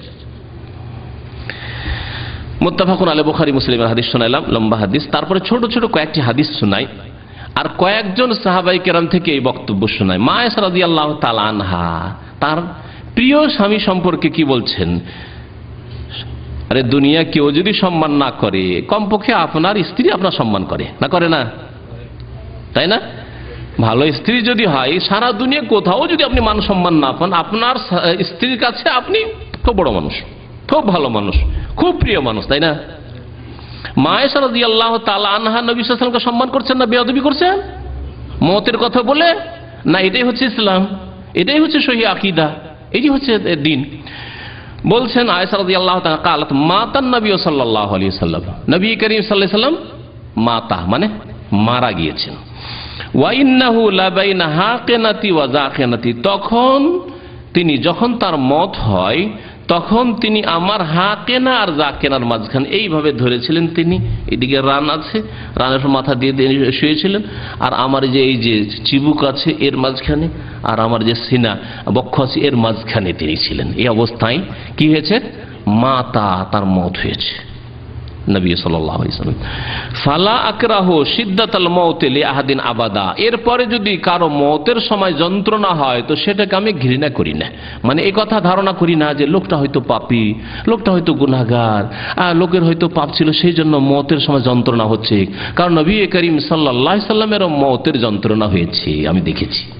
ইন্নালিল মাউতি সাকারাত, নবী করিম বারবার করে বলতেন যে হায় মতের বড় যন্ত্রণা রয়েছে, মরণের বড় যন্ত্রণা রয়েছে। নবী করিম সাল্লাল্লাহু আলাইহি ওয়াসাল্লামের যন্ত্রণা হয়েছিল আল্লাহ পাক হয়তো তার মর্যাদাকে আরো উঁচু করার জন্য যন্ত্রণা দিয়েছেন, এটা হতে পারে। তারপর এটা হচ্ছে সে আয়েশা রাদিয়াল্লাহু তাআলার কথা। এখন শুনে আনাস বিন মালিক, নবী করিম সাল্লাল্লাহু আলাইহি ওয়াসাল্লামের খাস খাদেম, 10 বছর খিদমত করেছেন। আনাস বিন মালিক কি বলছেন? বলছেন মাতান নবী সাল্লাল্লাহু আলাইহি ওয়াসাল্লাম, নবী করিম সাল্লাল্লাহু আলাইহি ওয়াসাল্লাম মৃত্যুবরণ করেছেন, মারা গেছেন। ওয়ালাম ইয়াজমাইল কোরআন গায়রু আরবা, 4জন সাহাবী ছাড়া কোরআন কেউ একত্রিত করেননি। মানে পুরো কোরআন তাদের কাছে থাকবে লিখিত মুখস্থ, এইরকম 4 জন ছাড়া কেউ ছিল না। আবু দারদা, মুআয ইবনে জাবাল, যায়েদ ইবনে সাবিত আর আবু যায়েদ। কাল ওয়া নাহনু ওয়ারিসনাহু, আমরা এই কোরআনে কারীমের ওয়ারিস হয়েছি। আসল উদ্দেশ্য হচ্ছে যে আনাস বিন মালিক কি বললেন? মাতান নবী সাল্লাল্লাহু আলাইহি ওয়াসাল্লাম, নবী সাল্লাল্লাহু আলাইহি ওয়াসাল্লামের ইন্তেকাল হয়েছে। সেই সময় এই 4 জনের কাছে কোরআন লেখা ছিল, এরা কাতেব ছিলেন। বুখারীর হাদিস, সেই বুখারী আগেরটিও সেই বুখারীর হাদিস। তারপরে শোনেন জারীর রাহমাতুল্লাহ আলাইহি বর্ণনা করছেন, বাজার রাদিয়াল্লাহু, জারীর বিন আব্দুল্লাহ যদি সাহাবী, তিনি বলছেন আন্নাহু সামিয়া মুআবিয়াতা, তিনি মুআবিয়া রাদিয়াল্লাহু তাআলা আনহুর কাছে শুনলেন। মুআবিয়া রাদিয়াল্লাহু তাআলা আনহু খলিফা এবং তিনি রাসূলুল্লাহ সাল্লাল্লাহু আলাইহি ওয়াসাল্লামের সাহাবী, আর নবী সাল্লাল্লাহু আলাইহি ওয়াসাল্লামের আত্মীয়র দিক থেকে শালা। কার ভাই? নবী সাল্লাল্লাহু কোন বিবির ভাই? উম্মে হাবিবা বিনতে আবু সুফিয়ান, মুআবিয়া বিন আবি সুফিয়ানের ছেলে মুআবিয়া, আর নবী সাল্লাল্লাহু আলাইহি ওয়াসাল্লামের বিবি উম্মে হাবিবা রাদিয়াল্লাহু তাআলা আনহা আবু সুফিয়ানের মেয়ে। মুআবিয়া রাদিয়াল্লাহু তাআলা আনহু তিনি যেহেতু খলিফা, তার খেলাফতের আমলে, তার মানে 40 হিজরির পরে, 40 হিজরি পর্যন্ত খেলাফতের রাশেদা আলী রাদিয়াল্লাহু তাআলা আনহু পর্যন্ত থেকেছে। তারপরে মুআবিয়া রাদিয়াল্লাহু যখন খলিফা হলেন তিনি বক্তব্য দিয়েছেন, বলছেন মাতা রাসূলুল্লাহ সাল্লাল্লাহু আলাইহি ওয়াসাল্লাম, রাসূলুল্লাহ সাল্লাল্লাহু আলাইহি ওয়াসাল্লাম কি হয়েছে? মারা গিয়েছেন, মৃত্যুবরণ করেছেন। ওয়া হুয়া ইবনু 63, তার বয়স ছিল 63 বছর। ওয়া আবু বকর ওয়া উমর, আবু বকর উমরও 63 বছর ছিলেন। ওয়া আনা ইবনু 63, আর আমিও 63 বছর বয়সে পৌঁছে গেছি। বলার উদ্দেশ্য আমারও মত হয়তো ঘনিয়ে এসেছে। জি, সহিহ মুসলিমের হাদিস। আয়েশা রাদিয়াল্লাহু তাআলা আনহা আরো একটি হাদিস বর্ণনা করছেন, লাকাদ মাতা রাসূলুল্লাহ সাল্লাল্লাহু আলাইহি ওয়াসাল্লাম, নিঃসন্দেহে রাসূলুল্লাহ সাল্লাল্লাহু আলাইহি ওয়াসাল্লাম মারা গেছেন, মওত হয়েছে তার। ওয়ামা শাবিয়া মিন খুবজিন ওয়া যাইতিন ফি ইয়াউমিন ওয়াহিদিন মাররাতাইন, আর একদিনে তিনি রুটি এবং জাইতুন তেল, জাইত, এই রুটি আর তেল একদিনে পরিতৃপ্তির সাথে পেট ভরে খেয়েছেন, আমি জানি না। 2 বার, দুপুরে একবার পেয়েছেন, গাদাতে, গাদা বলা হয় দুপুরের খাবারে রুটি, ভাত তো দূরের কথা, আর গোশত আর বিরিয়ানি দূরের কথা রাখেন, রুটি, আর তাতে রুটিতে কি? তেল। আজকাল রুটি শাকসবজি ছাড়া কেউ রুটি খায়? যদি গোশত মাছ না থাকে তো শাকসবজি। একটা যুগ ছিল লবণ বাটা খেত মানুষরা, হয়তো এখনকার যুবকরা আশ্চর্য হবে, আমাদের ছেলেরা মেয়েদেরকে শোনালে এগুলো কিসসা কাহিনী মনে করে যে আগের যুগের আসাতিরুল্লাহ বলেন কখনকার আগের যুগের কিসসা কাহিনী শোনাচ্ছি, কিন্তু আমরা দেখেছি আমাদের চোখের সামনে লবণ বাটা একটু তেল দিয়ে। তো নবী করিম সাল্লাল্লাহু আলাইহি সাল্লামের জামানায় সবচেয়ে ভালো খাবার ছিল জাইতুন তেলে ডুবিয়ে রুটি খাওয়া, জাইতুন তেলে ডুবিয়ে রুটি খাওয়া। নবী সাল্লাল্লাহু আলাইহি ওয়াসাল্লাম সেটাও, সেই খাবারটিও 2 বার দিনে পাননি কখনো। রাসূলুল্লাহ সাল্লাল্লাহু আলাইহি ওয়াসাল্লাম এই অবস্থায় মারা গেছেন। লাকাদ মাতা রাসূলুল্লাহ সাল্লাল্লাহু আলাইহি ওয়াসাল্লাম, আয়েশা বলছেন, সহিহ মুসলিমের হাদিস। আরেকজন নতুন সাহাবীর কথা শুনেন, তার ঈমান আল্লাহ রসুলের মওত সম্পর্কে বা হায়াত সম্পর্কে। জাবের বিন আব্দুল্লাহ রাদিয়াল্লাহু তাআলা আনহুমা তিনি বলছেন, লাম্মা মাতান নবী সাল্লাল্লাহু আলাইহি ওয়াসাল্লাম, যখন নবী সাল্লাল্লাহু আলাইহি ওয়াসাল্লাম মারা গেলেন, যখন নবী সাল্লাল্লাহু আলাইহি ওয়াসাল্লাম মারা গেলেন, যা আবা বকর মালুন মিন কিবালিল আলা ইবনুল হাজরামি, তখন ধন সম্পদ আসলো আবু বকর সিদ্দিক প্রথম খলিফার কাছে আলা ইবনুল হাজরামির পক্ষ থেকে। আলা ইবনুল হাজরামি কোথায় ছিলেন কে বলতে পারেন এখানকার? হ্যাঁ, বাহরাইনে ছিলেন। কোন বাহরাইন? এই বর্তমান বাহরাইন ছিল তখন না, তখন এই বাহরাইনের হদিস ছিল না, এই দ্বীপের মধ্যে। হ্যাঁ, তখনকার বাহরাইন যেখানে আমরা বসে আছি এই এলাকাকে বলা হয়তো আল আহসা থেকে শুরু করে এই কাতিফ দারিন পর্যন্ত। হাদিসে এবং সাহাবায়ে কেরামের সিরাতে দারিনের নাম আছে, কাতিফের নাম আছে। আলা ইবনুল হাজরামি এই দারিন পর্যন্ত এসেছেন। আর কাতিফ থেকে দারিন যাওয়ার জন্য রাস্তা ছিল না, স্থল রাস্তা ছিল না, সমুদ্র পার হয়ে তিনি গিয়েছেন। এইসব কথা নবী সাল্লাল্লাহু আলাইহি ওয়াসাল্লামের সাহাবায়ে কেরামের সিরাতে নবী সাল্লাল্লাহু আলাইহি জামানার কথা আছে। তো নবী সাল্লাল্লাহু আলাইহি ওয়াসাল্লামের জীবদ্দশায় শেষ জামানায় ইসলাম এই এলাকা পর্যন্ত আল আহসা থেকে কাতিফ পর্যন্ত পৌঁছে গিয়েছিল, দারিন পর্যন্ত পৌঁছে গিয়েছিল। তো এখানে নবী সাল্লাল্লাহু আলাইহি সাল্লাম যখন এই এলাকায় বিজয় হয়ে গেল, আলা ইবনুল হাজরামি সাহাবীকে এখানকার আমির বানিয়েছিলেন। এখান থেকে গনিমতের ধন সম্পদ বা খারাজের ধন সম্পদ, যাকাতের ধন সম্পদ এসব পৌঁছিল। এই কথা বলছেন। সেই সময় নবী সাল্লাল্লাহু আলাইহি সাল্লামের কি হয়ে গেছে? ইন্তেকাল হয়ে গেছে। লাম্মা মাতান নবী সাল্লাল্লাহু আলাইহি সাল্লাম, নবী সাল্লাল্লাহু আলাইহি ওয়াসাল্লামের মওত হয়ে গেছে। আবু বকর রাদিয়াল্লাহু তাআলা আনহুর কাছে ধন সম্পদ আসলো আলা ইবনুল হাজরামির পক্ষ থেকে। সহিহ বুখারীর হাদিস। আর তাতে আলা ইবনুল হাজরামির পক্ষ থেকে যে ধন সম্পদ আসলো, আবু বকর রাদিয়াল্লাহু তাআলা আনহু বললেন, তখন কথাগুলি শুনিয়ে দিই কি হলো এই ধন সম্পদের। মান কানা লাহু আলান নবী সাল্লাল্লাহু আলাইহি ওয়াসাল্লাম দাইনুন আও কানাত লাহু মিন কিবালিহি ইদাতুন ফালিয়াতিনা, কেউ যদি নবী সাল্লাল্লাহু আলাইহি ওয়াসাল্লামের কাছে পাওনা রাখে, যে নবী সাল্লাল্লাহু আলাইহি ওয়াসাল্লামের কাছে কিছু পাওনার দাবি করে যে পাবো আমি কিছু, অথবা নবী সাল্লাল্লাহু আলাইহি ওয়াসাল্লাম তার সাথে ওয়াদা করেছেন, প্রতিশ্রুতি দিয়েছেন যে দেখো কিছু আসলে তোমাকে দেব, এইরকম কোন ওয়াদা থেকে থাকে, ফালিয়াতিনা, তাহলে আমাদের কাছে আসো। খলিফা হলেন কে? আবু বকর সিদ্দিক রাদিয়াল্লাহু তাআলা বললেন যে আসো আমার কাছে, তাহলে আমি তোমাদেরকে দিয়ে দেব। জাবের রাদিয়াল্লাহু তাআলা বলছেন, ফাকুলতু, আমি বললাম, ওয়াদানি রাসূলুল্লাহ সাল্লাল্লাহু আলাইহি ওয়াসাল্লাম ইউতিয়ানি হাকাযা ওয়া হাকাযা। জাবের বর্ণনাকারী বলছেন যে আবু বকরকে গিয়ে বললাম, খলিফাকে, যে হে খলিফা, আমাকে রাসূলুল্লাহ সাল্লাল্লাহু আলাইহি ওয়াসাল্লাম একটা ওয়াদা দিয়েছিলেন, প্রতিশ্রুতি, যে আমাকে এই দিবেন এই দিবেন। জাবের রাদিয়াল্লাহু তাআলা আনহু যুবক মানুষ ছিলেন, তার আব্বার ইন্তেকাল, শহীদ হয়ে গিয়েছিলেন উহুদের যুদ্ধে, আর তার 9টি বোন ছিল। এজন্য নবী সাল্লাল্লাহু আলাইহি ওয়াসাল্লাম অত্যন্ত মায়া করতেন জাবেরের উপর, তার বোনদের জন্য।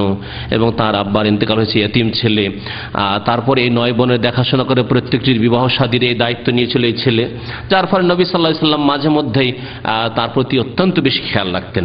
বলছে আমার সাথে তো ওয়াদা করেছেন বেশ কিছু জিনিসের, ফাবাসাতা ইয়াদাইহি সালাসা মাররাত, 3 বার করে হাত সম্প্রসারিত করলেন জাবের রাদিয়াল্লাহু তাআলা। কালা জাবের, ফাআদ্দা ফি ইয়াদি 500 সুম্মা 500 সুম্মা 500, আমার হাতে 500 দিনার একবার দিলেন, আবার 500 দিনার দিলেন, আবার 500 দিনার দিলেন।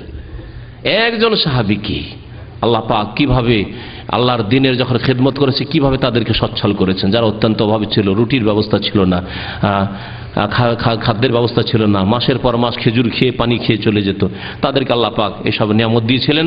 তারা দিনের খেদমত করেছে, আল্লাহর দিনের সাহায্য করেছে। ইন তানসুরুল্লাহ ইয়ানসুরকুম, তোমরা আল্লাহর সাহায্য করো, আল্লাহর দিনের সাহায্য করো, আল্লাহ তোমাদের সাহায্য করবেন। আমরা আল্লাহর দিনের সাহায্য করি না, এই জন্য আল্লাহ পাক দুনিয়াতে আমাদেরকে লাঞ্ছিত করে দিয়েছেন, আর পরকালে যে আমাদের পরিণাম হাসর কি হবে আল্লাহ পাক ভালো, আল্লাহ যেন আমাদের মাফ করে দেন। সহিহ বুখারী হাদিস। 7 নম্বরে একটি হাদিস শোনাবো। 6টি হাদিস শোনানো হয়ে গেছে নবী সাল্লাল্লাহু আলাইহি ওয়াসাল্লামের মওতের উপর। বলছেন নবী করিম সাল্লাল্লাহু আলাইহি সাল্লাম যে আতানি জিবরিল, সাহেল বিন সাদ রাদিয়াল্লাহু তাআলা সাহাবী বর্ণনাকারী, জিবরাইল আলাইহিস সালাম একদিন আসলেন, আসার পরে বলে, ফাকাল ইয়া মুহাম্মদ, হে মুহাম্মদ সাল্লাল্লাহু আলাইহি ওয়াসাল্লাম, ইসমা শিতা ফাইন্নাকা মাইয়িত। ইসমা শিত, তোমার যতদিন ইচ্ছা আর যেমন ইচ্ছা তুমি জীবন যাপন করো, যতদিন ইচ্ছা বেঁচে থাকো, মানে যতদিন আল্লাহ রাখছে রাখুক তোমাকে, কিন্তু শেষ পরিণাম কি হবে? ফাইন্নাকা মাইয়াত, নিশ্চয়ই তোমাকে মাইয়াত হতেই হবে। কে বলছেন? জিবরাইল আলাইহিস সালাম। কোন মুফতি আছে নাকি যে ফতোয়া জিবরাইল ওয়াহাবি রে? হ্যাঁ আছে মুফতি? হ্যাঁ, মুফতিরা তো বড় বড় ফতোয়া দিয়ে থাকে। ইসমা শেতা, তোমার যা ইচ্ছা যেমন ইচ্ছা যতদিন ইচ্ছা তুমি জীবন যাপন করো। ফাইন্নাকা মাইত, নিঃসন্দেহে তুমি মাইয়েত হবে। ওয়া আহবিব মান শেতা, আর যাকে ইচ্ছা তুমি ভালোবাসো, ভালো মানুষকেই ভালোবাসো আর মন্দ মানুষকেই ভালোবাসো, যাকে ইচ্ছা ভালোবাসো। ফাইন্নাকা মুফারিকুহু, নিঃসন্দেহে একদিন তার থেকে তুমি আলাদা হবেই হবে। যতই ভালোবাসো আয়েশাকে একদিন ছেড়ে যেতেই হবে, যতই ভালোবাসো আবু বকরকে একদিন ছেড়ে যেতেই হবেই হবে, যতই ছেলে মেয়েদেরকে ভালোবাসো একদিন ছেড়ে যেতেই হবে, যতই ধন সম্পদকে ভালোবাসো একদিন ছেড়ে যেতে হবেই হবে। কত সুন্দর সংক্ষেপ কথা জিবরিল আলাইহিস সালামের নসিহত শুনেন। এটা শুধু নবীকে সম্বোধন করে নয়, আমাদেরকে বলা হয়েছে ইসমাশের যতই বড় তুমি রাজত্ব পেয়ে যাও, 30 বছর রাজত্ব করলে আর যা ইচ্ছা তাই করলে, এখন এখন আল্লাহ পাক রব্বুল আলামিনের সময় চলে এসছে, নির্ধারিত সময় শেষ হয়ে গেল। এইরকমই প্রত্যেক মানুষের এমন একটা দিন আসবে যেদিন মালাকুল মউত চলে আসবে। এখন তো গদি থেকে সরতে হয়েছে, মালাকুল মউত চলে আসবে। সুতরাং ভালো অবস্থায় মরতে পারলে কামিয়াব, তওবা করে সংশোধন করে মরতে পারলে কামিয়াব, না হলে হতভাগা মরদুদ। ওয়ামাল মাশিত, আর যা ইচ্ছা আমল করো, ভালো করো মন্দ করো, হ্যাঁ জুলুম করো অত্যাচার করো, যা ইচ্ছা তাই করো। ওয়ামাল মাশিত, যা কর্ম করবে করো, দুনিয়ার জন্য করো, শুধু পেটের জন্য করো আর আখিরাতের জন্য করো। ওয়ামাল মাশিত, যে কোনো আমল কর্ম করো। ফাইন্নাকা মাজজিউন বিহি, তার প্রতিদান অবশ্যই দেওয়া হবে। ভালো করো ভালো প্রতিদান দেওয়া হবে, আর মন্দ করো গুনার কাজ করো তার শাস্তি দেওয়া হবে, তার জন্য আযাব দেওয়া হবে। ওয়ালাম, আর জেনে রাখো, আন্না শারাফাল মুমিন কিয়ামুহু বিল্লাইল, আর মুমিনের শারাফাত, মুমিনের সম্মান ইজ্জত কিসে রয়েছে? কিয়ামুল লাইল, কিয়ামুহু বিল্লাইল, রাতের তাহাজ্জুদে। সুবহানাল্লাহ, রাতের তাহাজ্জুদে মান সম্মান রয়েছে, আল্লাহ নৈকট্য লাভ হয় রাতের অন্ধকারে। আপনি দেখেন কোন একজন বড় ব্যক্তির সাথে সবার সামনে আপনাকে কথা বলতে হয়, আপনার মনটাই শান্তি হয় না? দেন কোন বড় ব্যক্তিত্বের সাথে যদি কথা বলে না, দেখছেন যে মজলিসে 2, 4, 10 জন 20 জন সব সময় বসে আছে, তাদের সামনে কথা বললাম, মনটাই শান্তি হয় না। কিন্তু নির্জনে যদি 10 মিনিট 5 মিনিট কথা বলতে পান, তাহলে আপনার এটা গৌরবের বিষয় যে আমি অমুক ব্যক্তির সাথে আমি নির্জনে কথা বলেছি, তাই না? তো রাতের কিয়াম তাহাজ্জুদ ওইরকমই, আল্লাহ পাকের সাথে নির্জনে কথা বলা, মোনাজাত। একে মোনাজাত বলে। আসলে সুন্নতে মোনাজাত মানুষ ছেড়ে দিয়েছে আর বিদাতি মোনাজাত ধরে নিয়েছে। বিদাতি মোনাজাত মানে সম্মিলিত দোয়া করা, একজন দোয়া করবেন আর বাকি ফরজ নামাজের পরে বাকি সব আমিন বলবে। আর ইমাম সাহেব কি করে বা জানবে, এতগুলি লোকের আমি গরজ কি করে জানবো যে ভাই আপনাদের কি প্রয়োজন আছে? কিন্তু আপনি আপনার গরজ ভালো করে জানেন। তাই আপনার আল্লাহর সাথে মোনাজাত হচ্ছে নির্জনে কথা। মোনাজাত না যায় ওনাজি মানে নির্জনে কথা বলা। আল্লাহ পাক যেন সুন্নতি মোনাজাতের আমাদের তৌফিক দান করেন, এইরকম ঈমান এবং আমাদেরকে জজবা যেন আল্লাহ পাক দান করেন। তো এই হাদিস দ্বারা জানতে পারলাম যে জিবরাইল আলাইহিস সালাম ও রাসূলুল্লাহ সাল্লাল্লাহু আলাইহি ওয়াসাল্লামকে কি বলছেন? ইয়া মুহাম্মদ, হে মুহাম্মদ, ইসমা শিতা ফাইন্নাকা মাইয়িত, যতদিন বাঁচবে বাঁচো, কিন্তু শেষ পরিণাম মাইয়িত হইতেই হবে। এই হাদিস রয়েছে মুস্তাদরাক হাকিমে। আল্লামা নাসিরুদ্দিন আলবানী হাদিসটিকে হাসান বলেছেন। আর একটি হাদিস শোনাই, 8 নম্বর হাদিস। মা আয়েশা রাদিয়াল্লাহু তাআলা আনহা বর্ণনা করেছেন। হাদিসগুলিতে দেখলেন যে নবী সাল্লাল্লাহু আলাইহি ওয়াসাল্লাম সম্পর্কে মাতা নবীও এসেছেন, নবী সাল্লাল্লাহু মারা গেছেন, আর মাতা রাসূলুল্লাহ এসেছেন, হ্যাঁ আল্লাহ রাসূল মারা গেছেন। আর আরেকটি শব্দ এসেছে ওয়াফাতের, তুফিয়া। এখানে আছে কালাত বলছেন তুফিয়া রাসূলুল্লাহ সাল্লাল্লাহু আলাইহি ওয়াসাল্লাম, আল্লাহ রাসূল সাল্লাল্লাহু আলাইহি ওয়াসাল্লামের ওয়াফাত হয়ে গেছে, ওয়াফাত হয়ে গেছে। হায়াত নেই, তাহলে কি আছে? ওয়াফাত। তাহলে হায়াতুন নবী বলবেন না, কি বলবেন? ওয়াফাতুন নবী সাল্লাল্লাহু আলাইহি ওয়াসাল্লাম। নবী করিম সাল্লাল্লাহু আলাইহি ওয়াসাল্লামের ওয়াফাত হয়ে গেছে যেই সময়, মা আয়েশা বলছেন ওয়াদিরউহু মারহুনাতুন ইনদা ইহুদি, আর তার যে বর্ম ছিল, হ্যাঁ রণক্ষেত্রে যুদ্ধে যে লোহার পোশাক পরা হয় বর্ম, সেই বর্ম এক ইহুদির ঘরে বন্ধক রাখা ছিল, বন্ধক রাখা ছিল। নবী সাল্লাল্লাহু আলাইহি ওয়াসাল্লামের বাড়িতে, পরিবারের বাড়িতে এত অভাব থাকতো যে ইহুদির বাড়িতে ওই বর্ম বন্ধক রেখে ফি সালাসিনা শাআ মিন শাইরিন 30 সা জব নিয়েছিলেন রাসূলুল্লাহ সাল্লাল্লাহু আলাইহি ওয়াসাল্লাম ধার, যে এর দামটা যখন দিতে পারবো তখন তোমার কাছ থেকে বর্ম ফিরিয়ে দেব। কিন্তু ইন্তেকাল হয়ে গেল রাসূলুল্লাহ সাল্লাল্লাহু আলাইহি ওয়াসাল্লামের, ওয়াফাত চলে আসলো, এই বর্ম উদ্ধার করার মতো সুযোগ সুবিধা হয়নি। সুবহানাল্লাহ, কেমন জীবন যাপন করেছে রাসূলুল্লাহ সাল্লাল্লাহু আলাইহি ওয়াসাল্লাম। আর তিনি হচ্ছেন সাইয়্যিদুল মুরসালিন, তার জন্য ওহদ পাহাড়কে স্বর্ণ করে আল্লাহ দিতে চেয়েছিলেন, তিনি গ্রহণ করেননি। আর আমাদের যদি এরকম সুযোগ দেওয়া হয়, অনেকে জিনের টাকা নাকি পায়, আল্লাহর তো দূরের কথা। যদি কাউকে জিন এসে বলে এই তোকে এক পাতিল ভরে তোকে টাকা দেবো, হ্যাঁ, তাহলে তার জন্য শিরক করতে হয়, কুফরি করতে হয়, যা করতে হয় মন্ত্রতন্ত্র যা করতে হয় ও করে ফেলবে। আল্লাহ পাক দিতে চাইছেন রাসূলুল্লাহ সাল্লাল্লাহু আলাইহি ওয়াসাল্লামকে, বলছেন যে হে আল্লাহ, আমি রসুল হতে চাই, আবদান রসুলান হতে চাই, তোমার বান্দা আর রসুল হতে চাই, আর মিসকিনদের সাথে আমি থাকতে চাই। একদিন খাবো, তোমার শুকরিয়া আদায় করবো, আর একদিন অনাহারে থাকবো, ধৈর্য ধারণ করব। শুকরও থাকবে আমার মধ্যে, আর সাবরও থাকবে, ধৈর্য থাকবে। শুকর এবং সাবর এই দুটো অত্যন্ত গুরুত্বপূর্ণ ইবাদত। আপনি আল্লাহর নিয়ামত পেয়েছেন, শুকরিয়া আদায় করেন। যখন একটু কষ্ট হয়েছে, অসুস্থ হয়েছেন, ধৈর্য ধারণ করেন, বলে আলহামদুলিল্লাহ অনেকদিন আল্লাহ সুস্থ রেখেছেন, সামান্য এই কয়দিন তো অসুস্থ রয়েছি। এই মানুষের জীবনে এই দুটো জিনিস অত্যন্ত জরুরি। তো এই হাদিস প্রমাণ করে যে রাসূলুল্লাহ সাল্লাল্লাহু আলাইহি ওয়াসাল্লাম ওয়াফাত হয়ে গেছে। রাসূলুল্লাহ সাল্লাল্লাহু আলাইহি ওয়াসাল্লাম ওয়াফাত সম্পর্কে আরো আবু হুরায়রা আর একজন নতুন সাহাবীর কথা শুনুন। আবু হুরায়রা রাদিয়াল্লাহু তাআলা, যিনি সবচেয়ে বেশি হাদিস বর্ণনা করেছেন, বুখারী মুসলিমের হাদিস, সেই হাদিস আছে। আর আগের হাদিসটি যেটা বন্ধ করে রাখার হাদিস, সেটা বুখারী মুসলিম আছে। বলছেন আবু হুরায়রা রাদিয়াল্লাহু তাআলা আনহু, লাম্মা তুফিয়া রাসূলুল্লাহ সাল্লাল্লাহু আলাইহি ওয়াসাল্লাম, যখন রাসূলুল্লাহ সাল্লাল্লাহু আলাইহি ওয়াসাল্লামের ওয়াফাত হয়ে গেল, রাসূলুল্লাহ সাল্লাল্লাহু আলাইহি ওয়াসাল্লাম কি হয়ে গেল? ওয়াফাত হয়ে গেল। নবী সাল্লাল্লাহু আলাইহি ওয়াসাল্লামের হায়াত নেই, তাহলে হায়াতুন নবী নয়, ওয়াফাতুন নবী। আল্লাহ রাসূল সাল্লাল্লাহু আলাইহি ওয়াসাল্লাম যখন ওয়াফাত হয়ে গেল, ওয়া কাফারা মান কাফারা মিনাল আরাবি, আর আরবের অনেক লোকই কুফরি করে বসলো, যাকাত দিব না, আগে যাকাত দিতাম এখন দেব না। আবু বকর সিদ্দিক রাদিয়াল্লাহু, ওই হাদিসটি তখন শোনা হয়েছে, লম্বা হাদিস, এখানে সংক্ষেপ করে দিয়েছে সময়ের স্বল্পতার কারণে। যে তখন আবু বকর সিদ্দিক বললেন যে আল্লাহর কসম করে বলছি, যেই ব্যক্তি নামাজ এবং যাকাতের মাঝে পার্থক্য করবে, তাদের বিরুদ্ধে আমি জিহাদ করব। আল্লাহি লা উকাতিলান্না মান ফারাকা বাইনাস সালাতি ওয়াজ যাকাত। তারপরে তিনি জিহাদের প্রস্তুতি নিলেন, তওবা করলো তারা, এবং তারা স্বীকার করলো যে না, যাকাত দেব। ওই হাদিসে রাসূলুল্লাহ সাল্লাল্লাহু আলাইহি ওয়াসাল্লামের ওয়াফাতের কথা বর্ণনা করা হয়েছে। ইবনে আব্বাস আরেকজন সাহাবীর কথা শুনুন। আব্দুল্লাহ বিন আব্বাস রাদিয়াল্লাহু তাআলা আনহুমা সাহাবী, তিনি নবী করিম সাল্লাল্লাহু আলাইহি ওয়াসাল্লামের কে চাচাতো ভাই, আপন চাচাতো ভাই। তিনি বলছেন, হাদিস বর্ণনা করেছেন যে রাসূলুল্লাহ সাল্লাল্লাহু আলাইহি ওয়াসাল্লাম আশুরার রোজা সম্পর্কে যখন তাকে বলা হলো যে ইয়া রাসূলুল্লাহ, ইহুদিরা একদিন রোজা রাখে, আমরা একদিন রোজা রাখি, তো তাদের সাদৃশ্য হয়ে যায় না, তাহলে কি করতে হবে? নবী সাল্লাল্লাহু আলাইহি ওয়াসাল্লাম বলে, ফায়দা কানাল আমুল মুকবিল, আগামী বছর যখন আসবে, সুমনা ইয়াউমাত তাসে, তাহলে 9 তারিখেও রোজা রাখবো। তারপরের অংশটুকু শুনেন।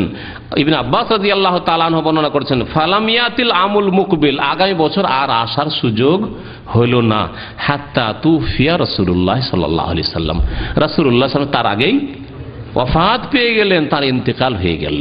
তাহলে এই ওয়াফাতের শব্দগুলিও বহু হাদিসে এসছে, এমন নয় যে আমি সবগুলি হাদিস কালেকশন করে নিয়ে এসেছি, কিছু হাদিস নিয়ে এসেছি নবী সাল্লাল্লাহু আলাইহি ওয়াসাল্লাম মওত সম্পর্কে, ওয়াফাত সম্পর্কে। আর আয়াতগুলি শুনালাম।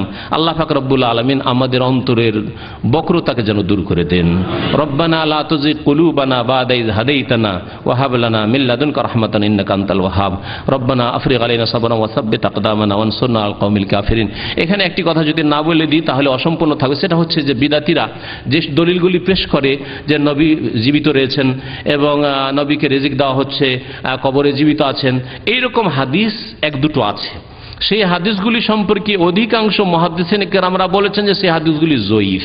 একটি জবাব, যারা হাদিসের পণ্ডিত তারা বলেছেন যে জয়ীফ, কারণ সহি হাদিস বুখারী থেকে শুরু করে প্রায় হাদিসগুলিতে শোনালাম। আর শেষ হাদিসটি যেটা শোনালাম ইবনে আব্বাস রাদিয়াল্লাহু তাআলা আনহুর, যে আশুরা রোজা সম্পর্কে, যে আগামী বছর আর আসার সুযোগ হলো না, যে 9 তারিখ 10 তারিখ তার আগে রাসূলুল্লাহ ওয়াফাত হয়ে গেল, সেটা আবু দাউদের হাদিস। তাহলে হাদিসগুলি বুখারী, মুসলিমের, আবু দাউদ, তিরমিজি, বিভিন্ন সহি হাদিসের সব উল্লেখ করলাম। আর এই যে হাদিসগুলি রয়েছে এক দুটি, যাতে রয়েছে যে নবী সাল্লাল্লাহু আলাইহি ওয়াসাল্লাম জীবিত রয়েছেন, কবরে তাকে রিজিক দেওয়া হচ্ছে, সেই হাদিসগুলি সম্পর্কে এক শ্রেণীর মুহাদ্দিসিনরা বলেছেন যে হাদিসগুলি ভিত্তিহীন, সহিহ নয়। এক জবাব। দ্বিতীয় জবাব, আল্লামা নাসিরুদ্দিন আলবানী রহমতুল্লাহ আলাইহি তার গবেষণা বলেছেন যে হাদিসগুলি হাসান অথবা সহিহ, বিভিন্ন সূত্র থেকে আসায়। কারণ বেশ কিছু সূত্র আছে বলছেন যে জয়ীফ সেগুলি বা ভিত্তিহীন, কিন্তু বিভিন্ন সূত্র থেকে আসে। আর কিছু সূত্র আছে সেগুলি দিয়ে তিনি বলেছেন হাদিসগুলি হচ্ছে হাসান, এবং সিলসিলা সাহিহা যে তার সিরিজ রয়েছে তাতে তিনি হাদিসগুলি নিয়ে এসেছেন। কিন্তু হাদিসগুলি নিয়ে আসার পরে সেই হাদিসগুলির ব্যাখ্যা সম্পর্কে তিনি কি বলেছেন তা আমি 1-2 মিনিটের মধ্যে আপনাদেরকে শুনিয়ে দিই। তিনি বলছেন যে আল আম্বিয়া সালাওয়াতুল্লাহি আলাইহিম আহিয়াউন ফি কুবুরিহিম ইউসাল্লুন, একটি হাদিস, নবীগণ নবীগণ, সমস্ত নবীগণ সম্পর্কে। আহইয়াউন ফি কবরে, তারা তাদের কবরে জীবিত। ইউসাল্লুন, এবং তারা নামাজ পড়েন। এই হাদিস বলছেন হাদিস সহিহ। তারপরে বলছেন ওয়া আলাম, জেনে রাখো, আন্নাল হায়াত আল্লাতি আসবাতা হাযাল হাদিস, যে হায়াত, এই হাদিস প্রমাণ করে যে নবীরা হায়াতে আছেন।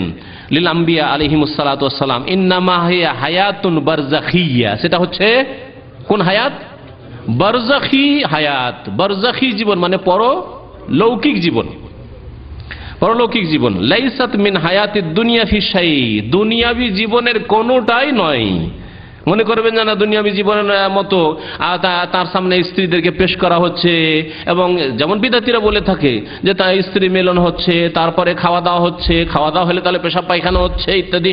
না, এসব কিছুই নাই। দুনিয়ার খাবারে যেসব হয়ে থাকে আর সেসবের কিছু নাই। ওয়ালিযালিকা, সুতরাং ওয়াজাবাল ঈমানু বিহা দুনা যারবিল আমসালিলাহা, এর প্রতি আমরা ঈমান রাখবো যে নবী সাল্লাল্লাহু আলাইহি ওয়াসাল্লাম ইন্তেকাল হয়ে গেছে দুনিয়ার হায়াত থেকে, তাহলে কি হয়ে গেছে? ইন্তেকাল হয়ে গেছে। আর বারযাখি জীবনে তার হায়াত আছে। শুধু তার হায়াত না, আল্লাহ পাক কোরআনে কারিমে বলেছেন শহীদদের হায়াতের কথা। ওয়ালা তাকুল লিমান ইউকতালু ফি সাবিলিল্লাহ আমওয়াত বাল আহইয়া, যারা আল্লাহর রাস্তায় নিহত হয়েছেন, শহীদ হয়েছেন, তাদেরকে তোমরা কি বলিও না? মৃত বলিও না। মানে তোমাদের মতো মৃত নাই, বরং তারা কি রয়েছেন? হ্যাঁ, আহইয়া, জীবিত রয়েছেন। তাহলে আল্লাহ পাক হায়াত তাদের প্রমাণ করলেন কোরআনে কারিমে। আর আল্লাহ পাক আর মৃত বলছেন প্রত্যেকে মারা যাবে। তো দ্বন্দ্ব আছে কোরআনে কারিমে নাকি? তাহলে দ্বন্দ্ব নেই। যেখানে বলা হয়েছে কুল্লু নাফসিন যায়কাতুল মউত, প্রত্যেক নাফস, তার মধ্যে শহীদরাও মারা গেছে, দুনিয়ার হায়াত শেষ হয়ে গেছে। পরকালের জীবন রয়েছে, বারযাখি জীবন শহীদগণের রয়েছে। আর রাসূলুল্লাহ সাল্লাল্লাহু আলাইহি ওয়াসাল্লাম সবচাইতে শ্রেষ্ঠ শহীদ। মনে রাখবেন, রাসূলুল্লাহ সাল্লাল্লাহু আলাইহি ওয়াসাল্লাম সবচাইতে উত্তম শহীদ। তারও হায়াত রয়েছে, কিন্তু বারযাখি হায়াত রয়েছে। আম্বিয়ায়ে কেরামদের বারযাখি হায়াত রয়েছে, দুনিয়াবি হায়াত নাই। এটা আমরা বিশ্বাস করব, কিন্তু এর দৃষ্টান্ত পেশ করব না আমাদের মতো, কার মতো, দুনিয়ার মতো। দুনা যারবিল আমসালিলাহা ওয়া মুহাওয়ালাত তাকিফিহা, তার ধরন সম্পর্কে আমরা কোন রকমের যেটা প্রয়াস, চেষ্টা করব না আমরা। ওয়া তাশবিহা, আর তার সাদৃশ্যতাও পোষণ করব না। বিমা হুয়াল মারুফ ইনদানা ফি হায়াতিদ দুনিয়া, দুনিয়াবি জীবনে যেমন মানুষ বেঁচে থাকে ওই রকমই দুনিয়ায় মানুষ কাছাকাছি কথা বললে শুনে, সুতরাং নবী সাল্লাল্লাহু আলাইহি ওয়াসাল্লাম সবকিছুই শোনেন। দুনিয়া তো কিছু উপকার করতে পারে যেটা আমার ক্ষমতা আপনার ক্ষমতা আছে, এইরকম উপকার নবী সাল্লাল্লাহু আলাইহি ওয়াসাল্লাম করতে পারেন। এই সব সাদৃশ্যতা আমরা পেশ করব না। তারপরে তিনি বলছেন যে কিছু লোকেরা, বিদাতি লোকেরা বলেছে যে আন্না হায়াতাহু সাল্লাল্লাহু আলাইহি ওয়াসাল্লাম ফি কবরি হায়াতুন হাকিকিয়া, নবী সাল্লাল্লাহু আলাইহি ওয়াসাল্লামের কবরের জীবন হচ্ছে হাকিকি জীবন, মানে এইরকমই দুনিয়ার জীবনের মতো। ইয়াকুল ওয়া ইয়াশরাবু, তিনি পানাহারও করছেন আর তিনি স্ত্রী সহবাসও করছেন। মারাকিল ফালাহ বলে একটি বিদাতি কিতাব রয়েছে, সেই কিতাবে সব উল্লেখ করা হয়েছে। বলছেন যে এটা ঠিক নয়, বরং ওয়া ইন্নামা হিয়া হায়াতুন বারযাখিয়া, এটা হচ্ছে পরলৌকিক জীবন, হায়াত। লা ইয়ালামু হাকিকাতাহা ইল্লাল্লাহু সুবহানাহু ওয়া তাআলা, একমাত্র তার হাকিকাত, তার যেটাকে বলা হয় আসল বিষয় তত্ত্ব, হাকিকাত মানে হচ্ছে তত্ত্ব বা মর্ম কথা। তত্ত্ব সম্পর্কে একমাত্র কে জানেন? আল্লাহ এর হাকিকত ভালো জানেন। এই জন্য আল্লাহ পাক বলেছে, ওই আয়াত আবার ফিরিয়ে দিচ্ছি আপনাদের সামনে, সূরা বাকারার, ওয়ালা তাকুলু লিমান ইউকতালু ফি সাবিলিল আমওয়াত বাল আহইয়াউন ওয়ালাকিন লা তাশউরুন, তবে তোমাদের অনুভূতি নেই, চেতনা নেই, তোমরা বুঝতে পারবে না। তাহলে এই পরকালের যে জীবন আছে, এই পরকালের জীবন তোমরা উপলব্ধি করতে পারবে না। সেই জীবন ভিন্ন জীবন রয়েছে, শহীদদের জীবন, আম্বিয়াগণের জীবন, কিন্তু জীবন আছে, রূহের জীবন আছে। সেই জীবনটা আল্লাহ পাক ভালো জানেন কেমন আছে। এবং তাদের সালাতের ধারণ, বারযাখি জীবনে নামাজের ধারণ বা সালাতের জীবন ইউসাল্লুন কেমন আল্লাহ পাক ভালো জানেন। সেই সম্পর্কে যদি সহি মেনে নি তাতেও কোনো অসুবিধা নেই, কিন্তু বলে বারযাখি হায়াত রয়েছে আর দুনিয়া থেকে তাদের মওত হয়ে গেছে। সুতরাং যখন মওত হয়ে গেছে, তাহলে আমরা তাদের কাছে চাইব না, আশা করব না যে তাদের কাছে গিয়ে কোনো কিছু বললে, কোনো পেরেশানির কথা বললে তারা শুনবেন, অবগত হবেন এবং হাজির হয়ে যাবেন ইত্যাদি। যেমন এইসব বিদাতি ধারণা আছে যে একজন লোক ক্ষুধার্ত অবস্থায় নবী সাল্লাল্লাহু আলাইহি ওয়াসাল্লাম কবর কাছে আসলো, আসার বলল যে ইয়া রাসূলুল্লাহ, অত্যন্ত খিদে লেগেছে, কয়েকদিন থেকে খেতে পাইনি, আর আজকে আপনার মেহমান হয়েছি। তখন তারপরে এসে ঘুমিয়ে পড়লো মসজিদে নববীতে। আর কিছুক্ষণের মধ্যে স্বপ্ন যোগে নবী সাল্লাল্লাহু আলাইহি ওয়াসাল্লাম চলে আসলেন আর একটি রুটি নিয়ে, আর রুটি খেতে শুরু করলো। অর্ধেক খাওয়া হয়েছে আর জেগে পড়েছে, আর বাকি অর্ধেক রুটি হাতে ধরা আছে। শুনেছেন না শোনেননি কিসসা? শুনেছি, ফাজাইল আমল থেকে শুনিয়েছি আপনাদেরকে। এইসব ভণ্ডামি কথা। এসব হচ্ছে ভণ্ডামি কথা। নবী করিম সাল্লাল্লাহু আলাইহি ওয়াসাল্লামের বা আম্বিয়া কেরামের হায়াত থাকলেও পরকালের হায়াত রয়েছে, সুতরাং ওয়ালাকিল্লা তাশউরুন, সেই সম্পর্কে তোমাদের উপলব্ধি নেই। আল্লাহ পাক যেন হককে বুঝার এবং তার প্রতি আমল করার তৌফিক দান করেন, সত্যের প্রতি বিশ্বাস করার তৌফিক দান করেন। আল্লাহ পাক রব্বুল আলামিন আমাদের অন্তরকে যেন সোজা করে দেন কোরআন এবং হাদিস মেনে চলার জন্য, সাহাবায়ে কেরামের তরিকায় আমাদের জীবন যাপন করার জন্য তৌফিক দান করেন, সাহাবায়ে কেরামদের মতো আমাদের ঈমান নিয়ে আসার জন্য তৌফিক দান করেন। সুবহান রাব্বিকা রাব্বিল ইজ্জাতি আম্মা ইয়াসিফুন, ওয়া সালামুন আলাল মুরসালিন, ওয়ালহামদুলিল্লাহি রাব্বিল আলামিন।